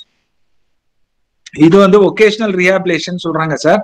இது என்னன்னா, இன்கேஸ் ஒரு பெரிய மேஜர் ஆக்சிடென்ட் ஆயிடுச்சு ஒரு ஆளுக்கு, அவரை திருப்பி உங்களால ரீஎம்ப்ளாய் பண்ண முடியல இப்போ பொதுவா சொல்லுவாங்க கொஞ்சம் ஏதோ ஒரு டெக்னிக்கல் ஸ்கில்டு பர்சனை வந்து சரி முதலாளி வந்து அவரை விடக்கூடாது பாவம் ஒரு பரிதாபப்பட்டு என்ன பண்ணுவாங்க, ஒரு டெலிபோன் ஆபரேட்டர் மாதிரி ஏதாவது ஒரு ஜாப் கொடுப்பாங்க, ஒரு ஆல்டர்னேட்டிவ் உட்காந்துக்கிட்டு செய்யற மாதிரி ஏதாவது ஒர்க் மாதிரி கொடுப்பாங்க. அது கூட கொடுக்க முடியாது ஒரு சில கம்பெனில. அந்த மாதிரி சுச்சுவேஷன்ல நீங்க என்ன பண்ணலாம், அவரை இந்த இஎஸ்ஐ மூலமா ஒகேஷனல் ரிஹாபிலேஷன் சென்டர்னு கிண்டில இருக்கு, அங்க வந்து இந்த செல்போன் ரிப்பேர் பண்றது, லேப்டாப் ரிப்பேர் பண்றது, இது மாதிரி கம்ப்யூட்டர் ரிப்பேர் பண்றது, இது மாதிரி ட்ரைனிங் கொடுக்குறோம். அந்த ட்ரைனிங்க்கு அவங்கள என்ரோல் பண்ணிடலாம். அது we will do it for free. அந்த ஃபீஸ்லாம் நாங்களே பே பண்ணிடுவோம் இந்த ஆர்கனைசேஷனுக்கு. பிளஸ் அவங்களுக்கு டெய்லி வந்து போறதுக்கு பேட்டாவும் கொடுத்துருவோம். டெய்லி அவன் இதுக்கு வராப்பில்ல இல்லையா, ஒரு 300-400 rupees வரும் பேட்டா பர் டே. அவங்க அந்த ஒரு 6 மாசம் ட்ரைனிங்னா 6 மாசத்துக்கு அவர் பேட்டாவும் கொடுத்து அவர் வந்து ட்ரெயின் அப் ஆகி வந்துடலாம். There after training he can stand on his own, need not ask for anybody support. அது வந்து that is being done by ESI also. அது மாதிரியே பிசிக்கல் ரீஹாபிலேஷனும் பண்றோம். பிசிக்கல் ரீஹாபிலேஷன்னா இப்போ இந்த காது கேட்காம இருந்தவங்க காது மிஷினு, இந்த கொக்லீனியர் இம்ப்ளான்ட்னு சொல்லுவாங்க, உள்ள வச்சு ஆப்ரேட் பண்ணி உள்ள வச்சிருவாங்க அந்த மிஷினை. அந்த இம்ப்ளான்ட் அதெல்லாம் ரொம்ப காஸ்ட்லி, 5-6 lakhs ஆகும். அது நாட் ஓன்லி ஃபார் த எம்ப்ளாயியோட சில்ட்ரன் ஒரு பேரண்ட்ஸ் யாருக்காவது தேவைன்னா கூட தே கேன் அவைல் இட். அப்புறம் இந்த artificial limbs, spectacles, brace callipers எல்லாமே அவைல் பண்ணிக்கலாம். இது எல்லாமே வந்து இந்த பிசிக்கல் ரீஹாபிலேஷன்ல தே ஆர் ப்ரொவைடிங். நெக்ஸ்ட் இன்னொரு இது என்னன்னா, சர்வீஸ்ல எம்ப்ளாயி வந்து உங்ககிட்ட ஒர்க் பண்ற வரைக்கும் நீங்க இஎஸ்ஐ மாசம் மாசம் பிடிக்கிறீங்க, அவருக்கு ஹெல்த் கவரேஜ் வந்துருது. சப்போஸ் ரிட்டையர் ஆகி போயிடுறாருன்னு வச்சுக்கோங்க, ரிட்டையர் ஆகி போன அப்புறம் அவருக்கு வந்து இஎஸ்ஐ ஆட்டோமேட்டிக்கா கட் ஆயிடும் இல்லையா. இஎஸ்ஐ கட் ஆயிடுச்சுன்னா அதுக்கப்புறம் அவருக்கு ஒன்றும் பெனிஃபிட் கிடைக்காது. அதாவது ரிட்டையர் ஆனா எது வரைக்கும் ட்ரீட்மெண்ட் கிடைக்கும் தெரியுங்களா? நீங்க இப்போ கடைசியா அவருக்கு எப்ப பிடிச்சிங்கனோ, இப்போ மார்ச் மாசம் 2020 ரிட்டையர் ஆனாரு வைங்க, அவருக்கு வந்து December 20 வரைக்கும் கிடைக்கும். அதுக்கப்புறம் ஆட்டோமேட்டிக்கா அவரோட நேம் டிலீட் ஆயிடும். ஏன்னா அவருடைய கான்ட்ரிபியூஷன் கட் ஆகி போயிடுது பாருங்க லைவ்ல இருந்து. அதனால பட் பாத்தீங்கன்னா வயசானவங்களுக்கு தான் ஏதாவது ஒரு எயில்மெண்ட் இருந்துகிட்டே இருக்கும். சர்க்கரை வியாதி இருக்கும், பிபி ப்ரெஷரு அது இதுன்னு இருக்கும். மாத்திரை வாங்கி சாப்பிடணும்னா அதே ஒரு 2000-3000 ரூபாய் ஆயிடும் மாசம். அது மாதிரி ஆளுங்களுக்கு வந்து அந்நேரம் சம்பளமும் இருக்காது. கவர்மெண்டா இருந்தா அட்லீஸ்ட் பென்ஷன் கிடைக்கும், பிரைவேட் செக்டார்ல பாவம் சம்பளமும் ஒன்றும் கிடைக்காது, ஐ மீன் பென்ஷன் மாதிரி ஒன்றும் கிடைக்காது. அது மாதிரி ஆளுங்க தே கேன் அவைல் அஸ் இந்த ஸ்கீம்ல வரலாம். போஸ்ட் ரிட்டையர்மெண்ட் ஸ்கீம் எப்படின்னா, அவங்களாவே வாலண்டியரா வந்து இஎஸ்ஐல ஒரு கான்ட்ரிபியூஷனை கட்டிட்டு அவங்க மெம்பர்ஷிப்பை ரெனியூ பண்ணிக்கலாம். இதுக்கு வந்து ரொம்ப நாமினல் கான்ட்ரிபியூஷன் தான். பர் மந்த் வெறும் 10 ரூபா தான். ஒரு மாசத்துக்கு 10 ரூபா, ஒரு வருஷத்துக்கு 120 ரூபா. 120 ரூபா ஒன் டைம் பேமெண்ட் பண்ணிட்டு 1 இயருக்கு தே can avail full facility at ESI. மாத்திரை மருந்தெல்லாம் அன்லிமிட்டடா வாங்கிக்கலாம், எவ்வளவு வேணாலும் வாங்கிக்கலாம். இஎஸ்ஐ ஹாஸ்பிட்டல்ல கிடைக்கக்கூடிய எல்லா ட்ரீட்மெண்ட்டும் அவைல் பண்ணிக்கலாம். பட் சூப்பர் ஸ்பெஷாலிட்டிஸ் கிடையாது. இதுக்கு சூப்பர் ஸ்பெஷாலிட்டி ட்ரீட்மெண்ட் மட்டும் இந்த கேட்டகரிக்கு கிடையாது. இதுல வந்து ஹஸ்பண்ட் ஒய்ஃபுக்கு மட்டும்தான் அவைல் பண்ணிக்கலாம். இவங்களுக்கு சில்ட்ரனுக்கு எல்லாம் கிடையாது. ரிட்டையர்ட் எம்ப்ளாயிஸை பொறுத்த வரைக்கும் ஹஸ்பண்ட் ஒய்ஃப் மட்டும் இந்த ஸ்கீம்ல ஜாயின் பண்ணிக்கலாம். Okay sir, next. இது அதே மாதிரி இப்போ நான் சொன்ன பாருங்க, இந்த பிடிபி வாங்குறவங்க, இந்த பென்ஷன் கை கால் இழந்ததுனால பென்ஷன் வாங்குறவங்க, ஆள் இறந்ததுனால அவங்க குடும்பம் பென்ஷன் வாங்குறாங்க பாருங்க, அவங்க கூட இந்த 120 ரூபாய் கட்டி அவங்களும் ட்ரீட்மெண்ட் அவைல் பண்ணிக்கலாம். அதுதான் இந்த ரூல் 60. நெக்ஸ்ட் சார், நெக்ஸ்ட் போயிடலாம் சார். அவ்வளவுதான் சார். இது வரைக்கும் நம்ம கேஷ் பெனிஃபிட்ஸை பார்த்துட்டோம். இப்போ நம்ம பாக்குறது மெடிக்கல் பெனிஃபிட்ஸ் பார்க்கலாம். இந்த மெடிக்கல் பெனிஃபிட்ஸ்ல ஆஸ் அ ஹெச்ஆர் மேனேஜர் நீங்க இந்த ஸ்லைடு மட்டும் நல்லா ஒத்து கவனிச்சுக்கோங்க. இது கொஞ்சம் இம்பார்ட்டன்ட் ஸ்லைடு. ஒரு ஆளை நீங்க ஒரு புதுசா ஒரு எம்ப்ளாயி வராரு உங்க கம்பெனிக்கு, நீங்க அவளை ரெஜிஸ்டர் பண்றீங்கன்னு வச்சுக்கோங்க. அவங்களுக்கு வந்து ஃபேமிலி மெம்பர்ஸ்ன்னு சேர்க்கணும் சார். அவங்க ஃபேமிலி மெம்பர்லாம் அவைல் பண்ணலாம். யாரெல்லாம் சேர்க்க முடியும் அப்படின்றதுதான். ஃபர்ஸ்ட் வந்து ஃபேமிலி மீன்ஸ் ஸ்பௌஸை சேர்த்துக்கலாம். ஸ்பௌஸ்னா ஹஸ்பண்டோ அல்லது ஒய்ஃபோ. இப்ப எம்ப்ளாயி வந்து மேல் எம்ப்ளாயா இருந்தா ஒய்ஃபை சேர்த்துக்கலாம், ஃபீமேல் எம்ப்ளாய் இருந்தா ஹஸ்பண்டை சேர்த்துக்கலாம். ஸ்பௌஸுக்கு வந்து எந்த ஒரு கண்டிஷனும் இல்லை. ஸ்பௌஸ் கவர்மெண்ட் எம்ப்ளாயா இருந்தா கூட, ஹையர் பேல இன்ஃபோசிஸ்ல பெரிய எக்ஸிக்யூட்டிவா இருந்தா கூட you can add them. There is no any restriction on it. அதே மாதிரி பையனா இருந்தா, படிக்கிற பையனா இருந்தா 21 வயசு வரைக்கும் உங்களை சேர்த்துக்கலாம். பையன் படிக்கலன்னா அப் டு மேஜர்னா 18 வயசு வரைக்கும் யூ கேன் ஆட் தம். பெண் குழந்தையா இருந்தா up to marriage there is no age restriction. Marriage is the only restriction. Marriage 30 வயசுல ஆனாலும் சரி 60 வயசுல ஆனாலும் சரி அது வரைக்கும் யூ கேன் சேர்த்துக்கலாம். பேரண்ட்ஸா இருந்தாங்கன்னா அவங்க அம்மா அப்பாவை சேர்த்துக்கலாம், ப்ரொவைடட் அவங்களோட சேலரி பர் மந்த் சேலரி வந்து 9,000 கீழே இருக்கணும். அதை ஒரு கண்டிஷன் வச்சிருக்கான். இதுக்கு ஒன்னும் இன்கம் சர்டிபிகேட் வேணும், அது வேணும், இது வேணும்லாம் ஒன்றும் கேட்கல. செல்ஃப் டிக்ளரேஷன் தான். அது ஒன்றும் எங்களுக்கு ஒன்றும் டிக்ளரேஷன் கொடுக்க வேண்டாம், உங்களுக்கு உங்க எம்ப்ளாயி டிக்ளரேஷன் கொடுத்தா போதும். நீங்க வந்து ஆன்லைன்ல சொல்ற டிக்ளரேஷனோட சரி, அவ்வளவுதான். இது வந்து ஒரு ஃபேமிலியா இருக்க எம்ப்ளாய்க்கு. இன்கேஸ் எம்ப்ளாயி வந்து பேச்சுலர், அவன் கல்யாணமே ஆகல, அது மட்டும் இல்ல அவனுக்கு அம்மா அப்பாவும் இல்லைன்னு வச்சுக்கோங்க, அப்போ மட்டும் உங்க அண்ணன் தங்கச்சியை சேர்த்துக்கலாம், ப்ரொவைடட் அவங்க அண்ணன் தங்கச்சி 18 வயசுக்குள்ள இருக்கணும். அவங்களும் 18 வயசுக்கு மேல போயாச்சுன்னா சேர்க்க முடியாது. நார்மல் மோட்ல இருக்கும்போது, ஃபேமிலி இருக்கும்போது அப்பா அம்மா எல்லாம் இருந்தாங்கன்னா அண்ணன் தங்கச்சியை சேர்க்கவே முடியாது. இவன் சின்ன குழந்தைங்களா இருந்தா கூட அண்ணன் தங்கச்சியை சேர்க்க முடியாது. ஓகேவா? இதுதான் ரொம்ப இம்பார்ட்டன்ட் ஆஸ்பெக்ட். நிறைய பேர் அண்ணன் தங்கச்சி எல்லாம் சேர்த்துருவாங்க, ஹெச்ஆர் மேனேஜரும் அப்படியே என்ட்ரி பண்ணிடுவாங்க. அது மட்டும் கொஞ்சம் பாத்துக்கோங்க, உங்க அசிஸ்டன்ஸ் கிட்ட சொல்லி வச்சிருங்க. Only spouse, children and parents provided their salary should be less than 9,000. இந்த 3 வகை நான் முதல்ல சொன்ன பாருங்க. இந்த 3 வகையான ஆரம்ப சுகாதாரம், அடுத்தது செகண்டரி, அடுத்தது ஹை லெவல் ட்ரீட்மெண்ட். இது எல்லாமே வந்து இஎஸ்ஐல கவர் பண்ணிடுறாங்க எம்ப்ளாயிஸ்க்கு. நெக்ஸ்ட்,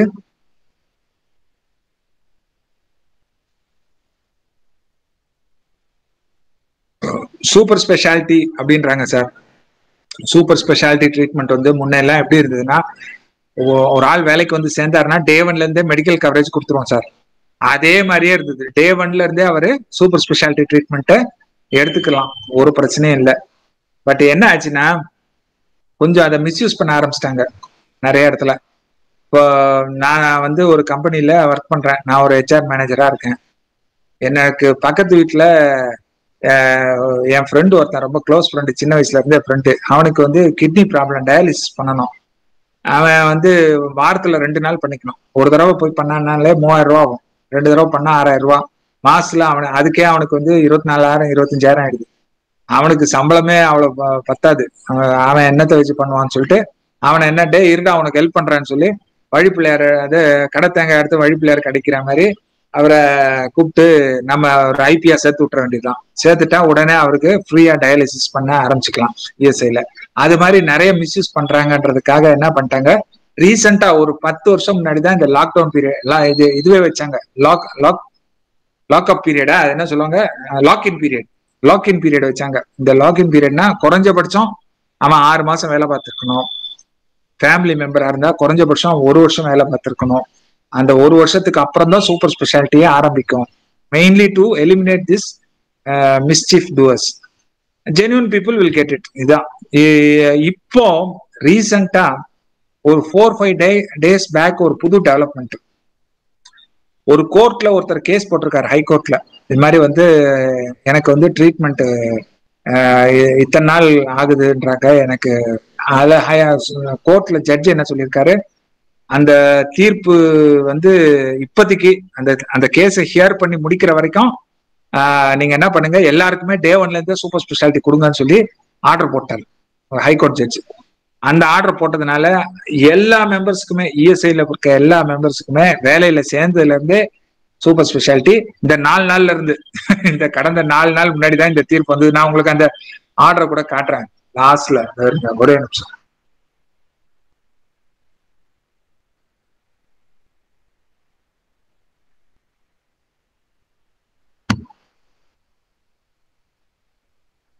இல்ல சார், அது உள்ள இருக்கு, நான் அப்புறம் எடுத்து கொடுக்குறேன்.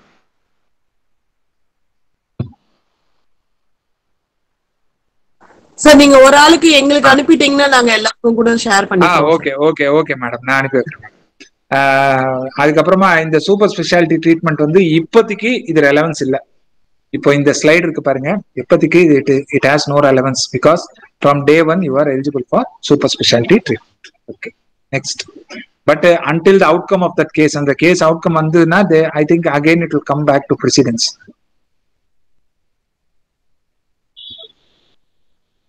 இது வேண்டாங்க. இது வந்து என்னன்னா ஒன்றும் இல்லை, இப்போ ஒரு எக்ஸ்டெண்டட் சிக்னஸ் பெனிஃபிட் லீவ்ல இருக்காரு பாருங்க, 3 வருஷம் வேலைக்கு வராம 2 வருஷம் வேலைக்கு வராம இருக்காருல்ல, அவங்களுக்கும் சூப்பர் ஸ்பெஷாலிட்டி எலிஜிபிள், அவங்க குடும்பத்துக்கும் எலிஜிபிள். அதை தான் சொல்றோம். இது வந்து ஐபி போர்ட்டல். இது வந்து என்னன்னா, ஒரு எம்ப்ளாயி வந்து தன்னுடைய பெனிஃபிட்ஸை பத்தி தெரிஞ்சுக்கிறதுக்கு டைரக்டா வந்து அவனுடைய இன்சூரன்ஸ் நம்பரை போட்டே உள்ள லாகின் பண்ணி பாத்துக்கலாம். உங்களுக்கு எல்லாம் வந்து எம்ப்ளாயர் போர்ட்டல் இருக்கு இல்லையா, அதே மாதிரி ஐபி போர்ட்டல் இருக்கு. இந்த ஐபி போர்ட்டல்ல வந்து டைரக்டா போய் இதுல பாத்துக்கலாம். இப்போ நான் வந்து என் ஸ்கிரீன்ல இருக்கிறது உங்களுக்கு விசிபிளா இருக்குமா? ஐபி போர்ட்டல் போட்டா இப்போ தெரியுதா உங்களுக்கு? ஐபி போர்ட்டல் ட்ரை பண்ணுங்க பார்க்கலாம் சார். இல்ல இப்போ நான் ஆன் பண்ணிருக்கேன், தெரியுதா உங்களுக்கு? இல்ல சார், தெரியல சார். இந்த ஐபி போர்ட்டல் நீங்க ரைட் ஸ்கிரீன்ல இருக்கிறத எப்படி கொண்டு வரணும் தெரியல, நானும் புதுசு இந்த சப்ஜெக்ட்ல. ஒண்ணும் இல்லைங்க, இப்போ இதுல இருக்க www.esic.in வந்து டைப் பண்ணுங்க. டைப் பண்ணீங்கன்னா உங்களோட எம்ப்ளாயர் போர்ட்டல் போகும். நீங்க மாசம் மாசம் கட்டுறீங்களா கான்ட்ரிபியூஷன், அந்த போர்ட்டல் போகும். அந்த போர்ட்டல்லே லெஃப்ட் சைட்ல கீழே பாத்தீங்கன்னா ஐபி போர்ட்டல்னு சொல்லி ஒரு லிங்க் இருக்கும். நிறைய ஹைப்பர் லிங்க் இருக்கும். அதுல ஒரு ஹைப்பர் லிங்க் வந்து ஐபி போர்ட்டல். இந்த ஐபி போர்ட்டல்ல போய் கிளிக் பண்ணீங்கன்னா ஒரு பிளெயினா கூகுள் ஸ்கிரீன் மாதிரி ஒரு ஸ்கிரீன் வரும். அந்த ஸ்கிரீன்ல வெறும் இன்சூரன்ஸ் நம்பர் தான் கேட்கும். ஒரு ஐபிக்கும் இன்சூரன்ஸ் நம்பர் இருக்கும் இல்லையா, அந்த இன்சூரன்ஸ் நம்பர் கேட்கும். அந்த இன்சூரன்ஸ் நம்பரை நீங்க என்டர் பண்ணிட்டீங்கன்னா ஆட்டோமேட்டிக்கா உங்களுக்கு என்னது உங்களுடைய டீட்டெயில்ஸ் எல்லாம் வந்துடும்.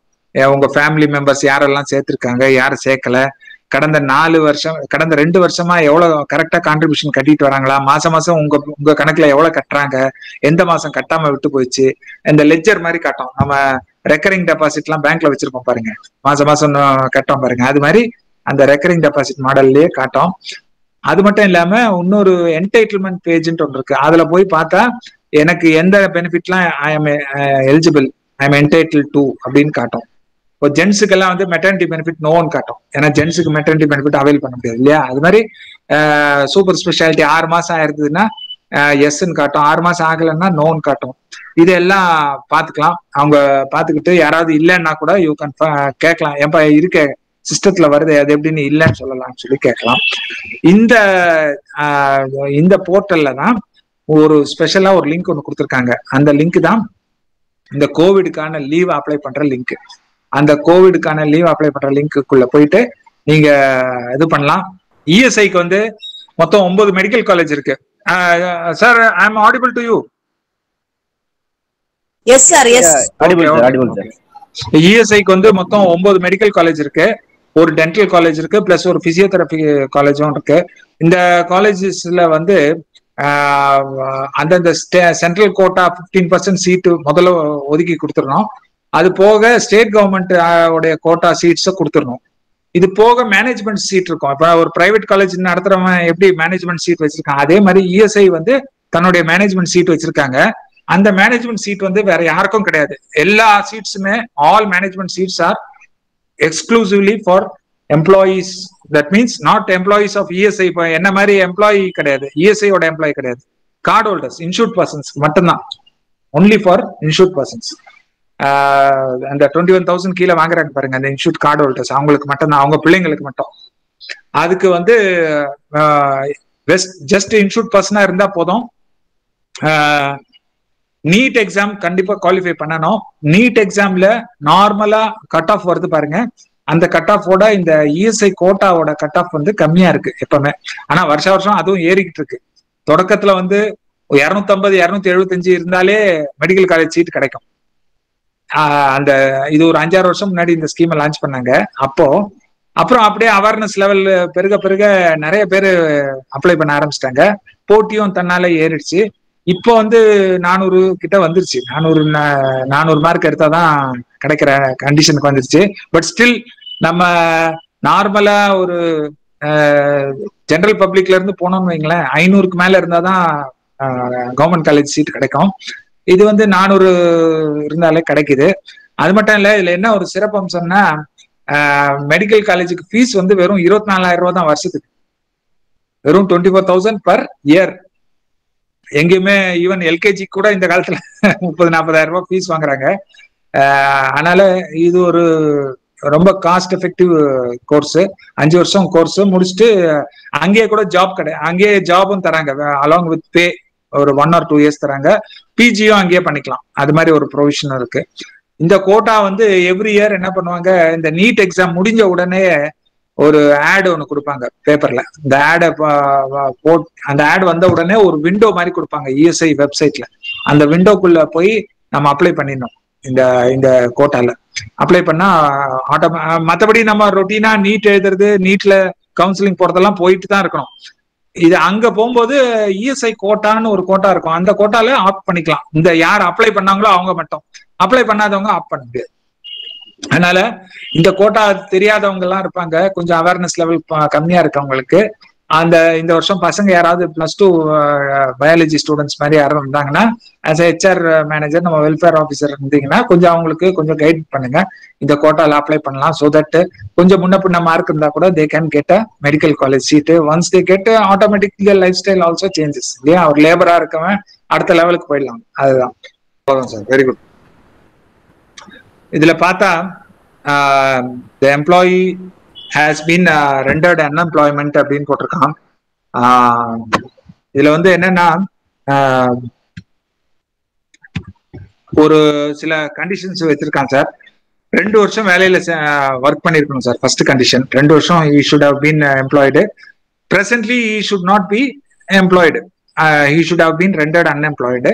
இந்த ஒரு ஐ மீன் இந்த 2 வருஷத்துல 4-6 மாசம் வரும் இல்லைங்களா. இந்த ஒரு 6 மாசத்துலயும் he should have put in at least 78 days of service. He should have paid at least 78 days of contribution. That is the eligibility condition. இப்போ 3 இதுல வந்து 78 days இருக்கு, ஒண்ணுத்துல வெறும் 77 days இருந்தாலும் he will not be eligible. அப்புறம் இவருடைய loss of employment should not be due to any punishment or misconduct or due to any superannuation or due to any voluntary retirement. இதனால வேலை இழந்திருக்க கூடாது. அது மாதிரி இருக்க பட்சத்துல மட்டும்தான் இவங்க he is eligible for this scheme. அதுக்கப்புறம் வேற என்ன கண்டிஷனு, மற்றதெல்லாம் ஒன்றும் ரிலவெண்ட் இல்லை. மோர் தென் 1 எம்ப்ளாயர் தேவையில்லை. லாக் அவுட் பீரியட்ல இந்த கண்டிஷனுக்கு அப்ளை பண்ணக்கூடாது. During lock out it is not treated as a loss of employment. Only loss of employment should be real. Lock out strike டைம்ல கிடைக்கிறது it's not treated as a loss of employment. அதே மாதிரி 60 வயசு ஆன பிறகு இதுக்கு apply பண்ண முடியாது. அந்த ஏஜ், அந்த சூப்பர் ஆனுவேஷன் ஏஜ் ஆனதுக்கு அப்புறம் அப்ளை பண்ணா, டிஸ்மிஸல் கன்விக்ஷன் அது மாதிரி இருந்தா அப்ளை பண்ண முடியாது. இதுதான் சார் கண்டிஷனு. இதுல இவங்களுக்கு பெனிஃபிட் எப்படி கொடுப்பாங்கன்னா, இப்போ லெட் அஸ் சே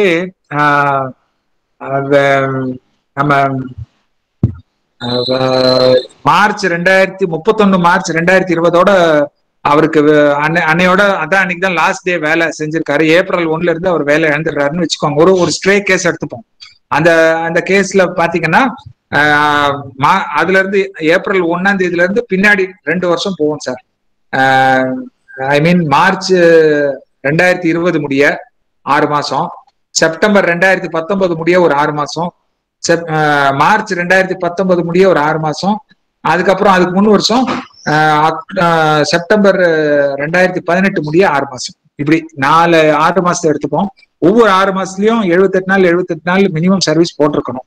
இதுதான் கண்டிஷனு.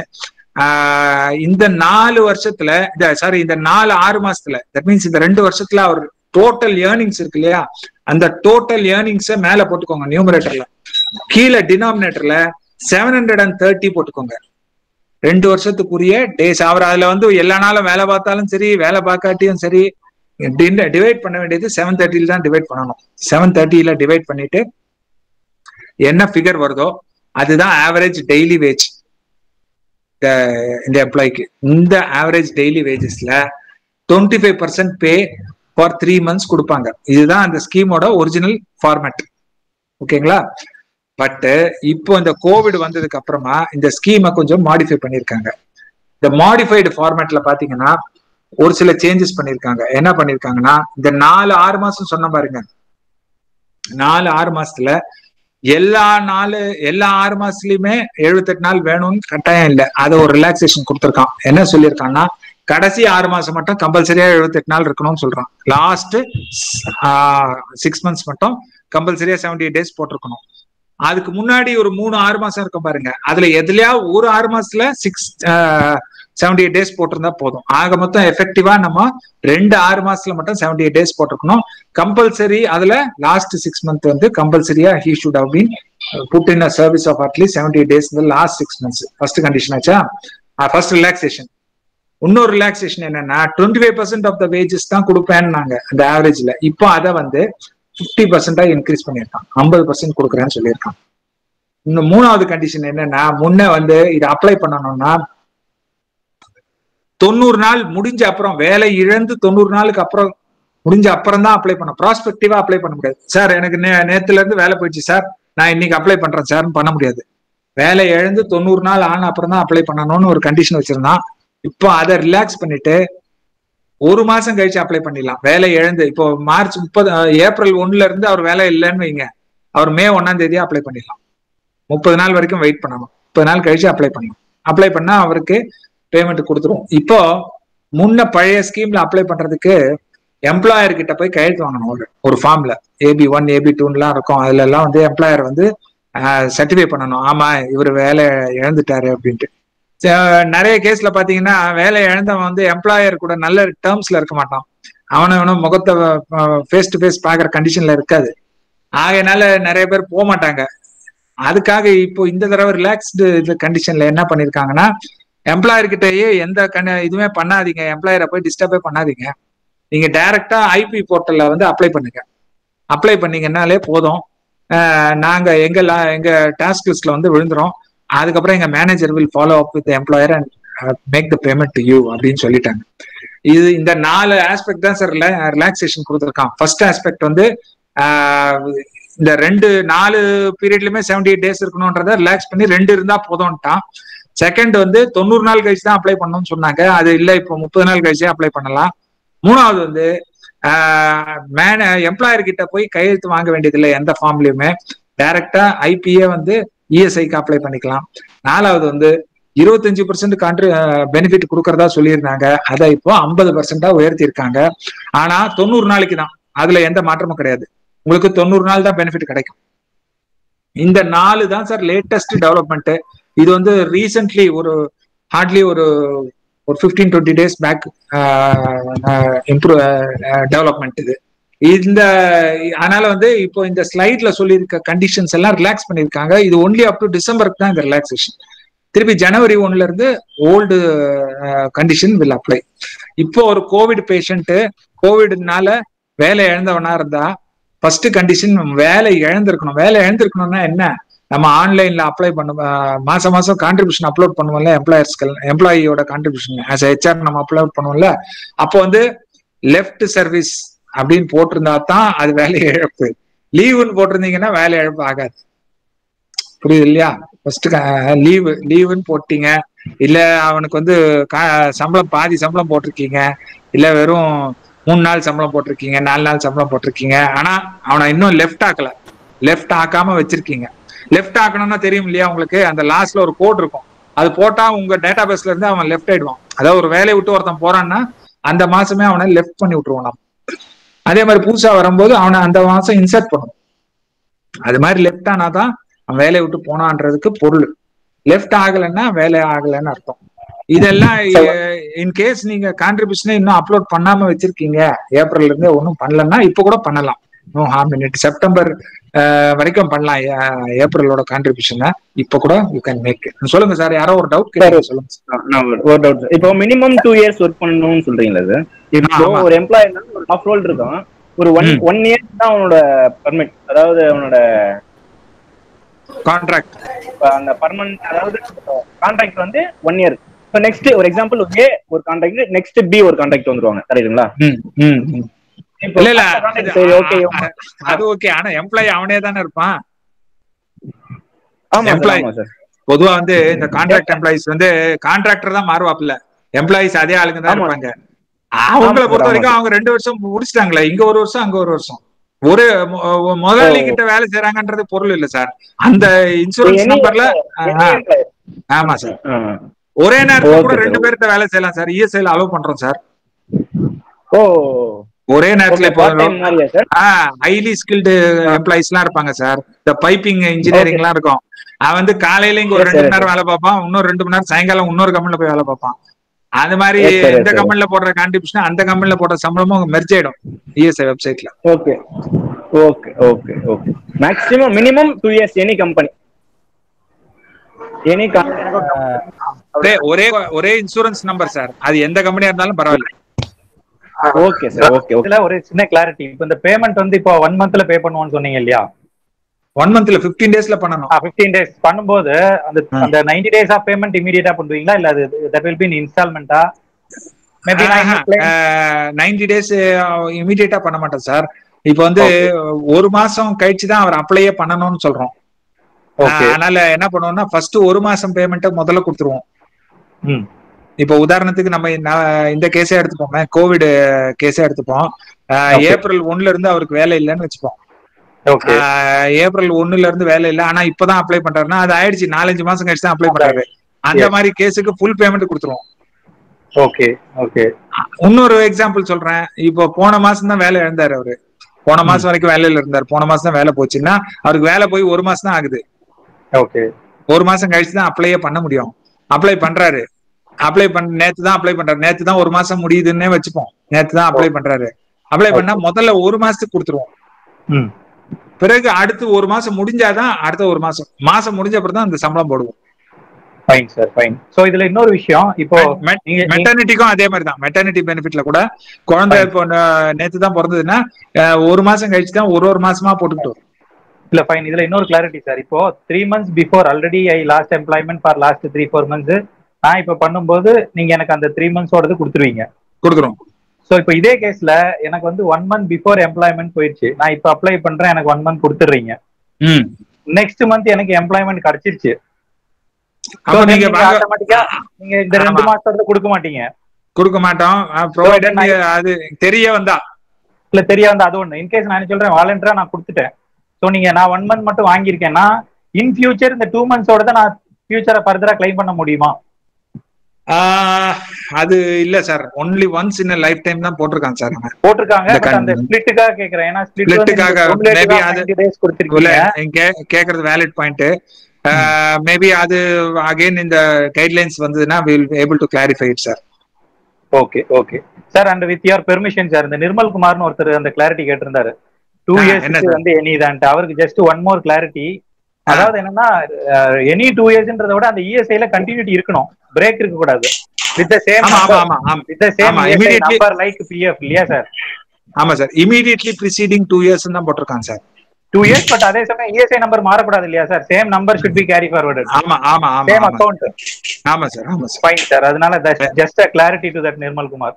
ஏன்னா 2 இஎஸ்ஐ நம்பரா வச்சிட்டு 2 years இருந்ததுன்னா கிளைம் பண்ண முடியாதுன்றதுக்காக.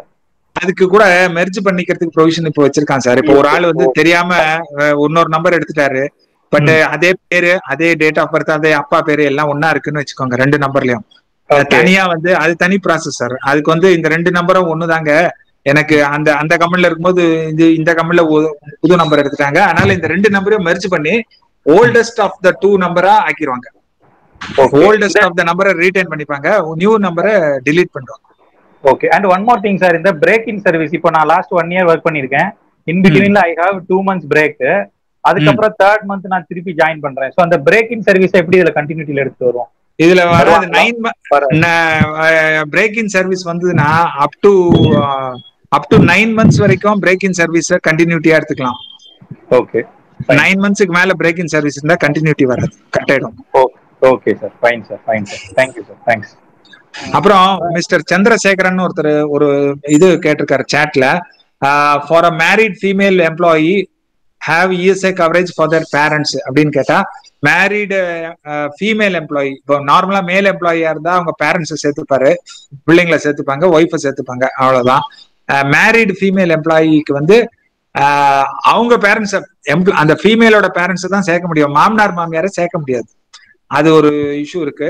நிறைய பேர் வந்து எங்க அம்மா அப்பா எல்லாம் ஊர்ல இருக்காங்க, இங்க எங்க மாமனார் கூட தான் இருக்கோம், அதனால எங்க மாமனார் பேரை சேர்த்துருங்க அப்படின்வாங்க. அது மாதிரி சேர்க்க முடியாது. அவங்க அம்மா அப்பா பேரை தான் சேர்க்க முடியும். அவங்களுக்கான தனி கார்டு போட்டுக்கலாம். இங்க ஒரு கார்டு, இவங்களுக்கும் இந்த குடும்பத்துக்கும் ஊர்ல இருக்க அப்பா அம்மாவுக்கு அங்க ஒரு தனி கார்டு போட்டுக்கலாம். ஹலோ, சொல்லுங்க. இப்ப வந்து மேரிட் ஃபீமேலுக்கு சொன்னீங்களா சார், அந்த ஃபீமேலுக்கு வந்து பேரண்ட்ஸ் இல்ல அப்படின்னா? பேரண்ட்ஸ் இல்லன்னா ஒண்ணும் பண்ண முடியாதுமா. அப்ப கூட இன்லாஸ் சேர்க்க முடியாதுமா. பேரண்ட்ஸ் மட்டும்தான் ஒரு எம்ப்ளாயி வந்து சேர்க்கறதுக்கு நமக்கு ஆக்ட்ல ப்ரொவிஷன் கொடுக்குறாங்க.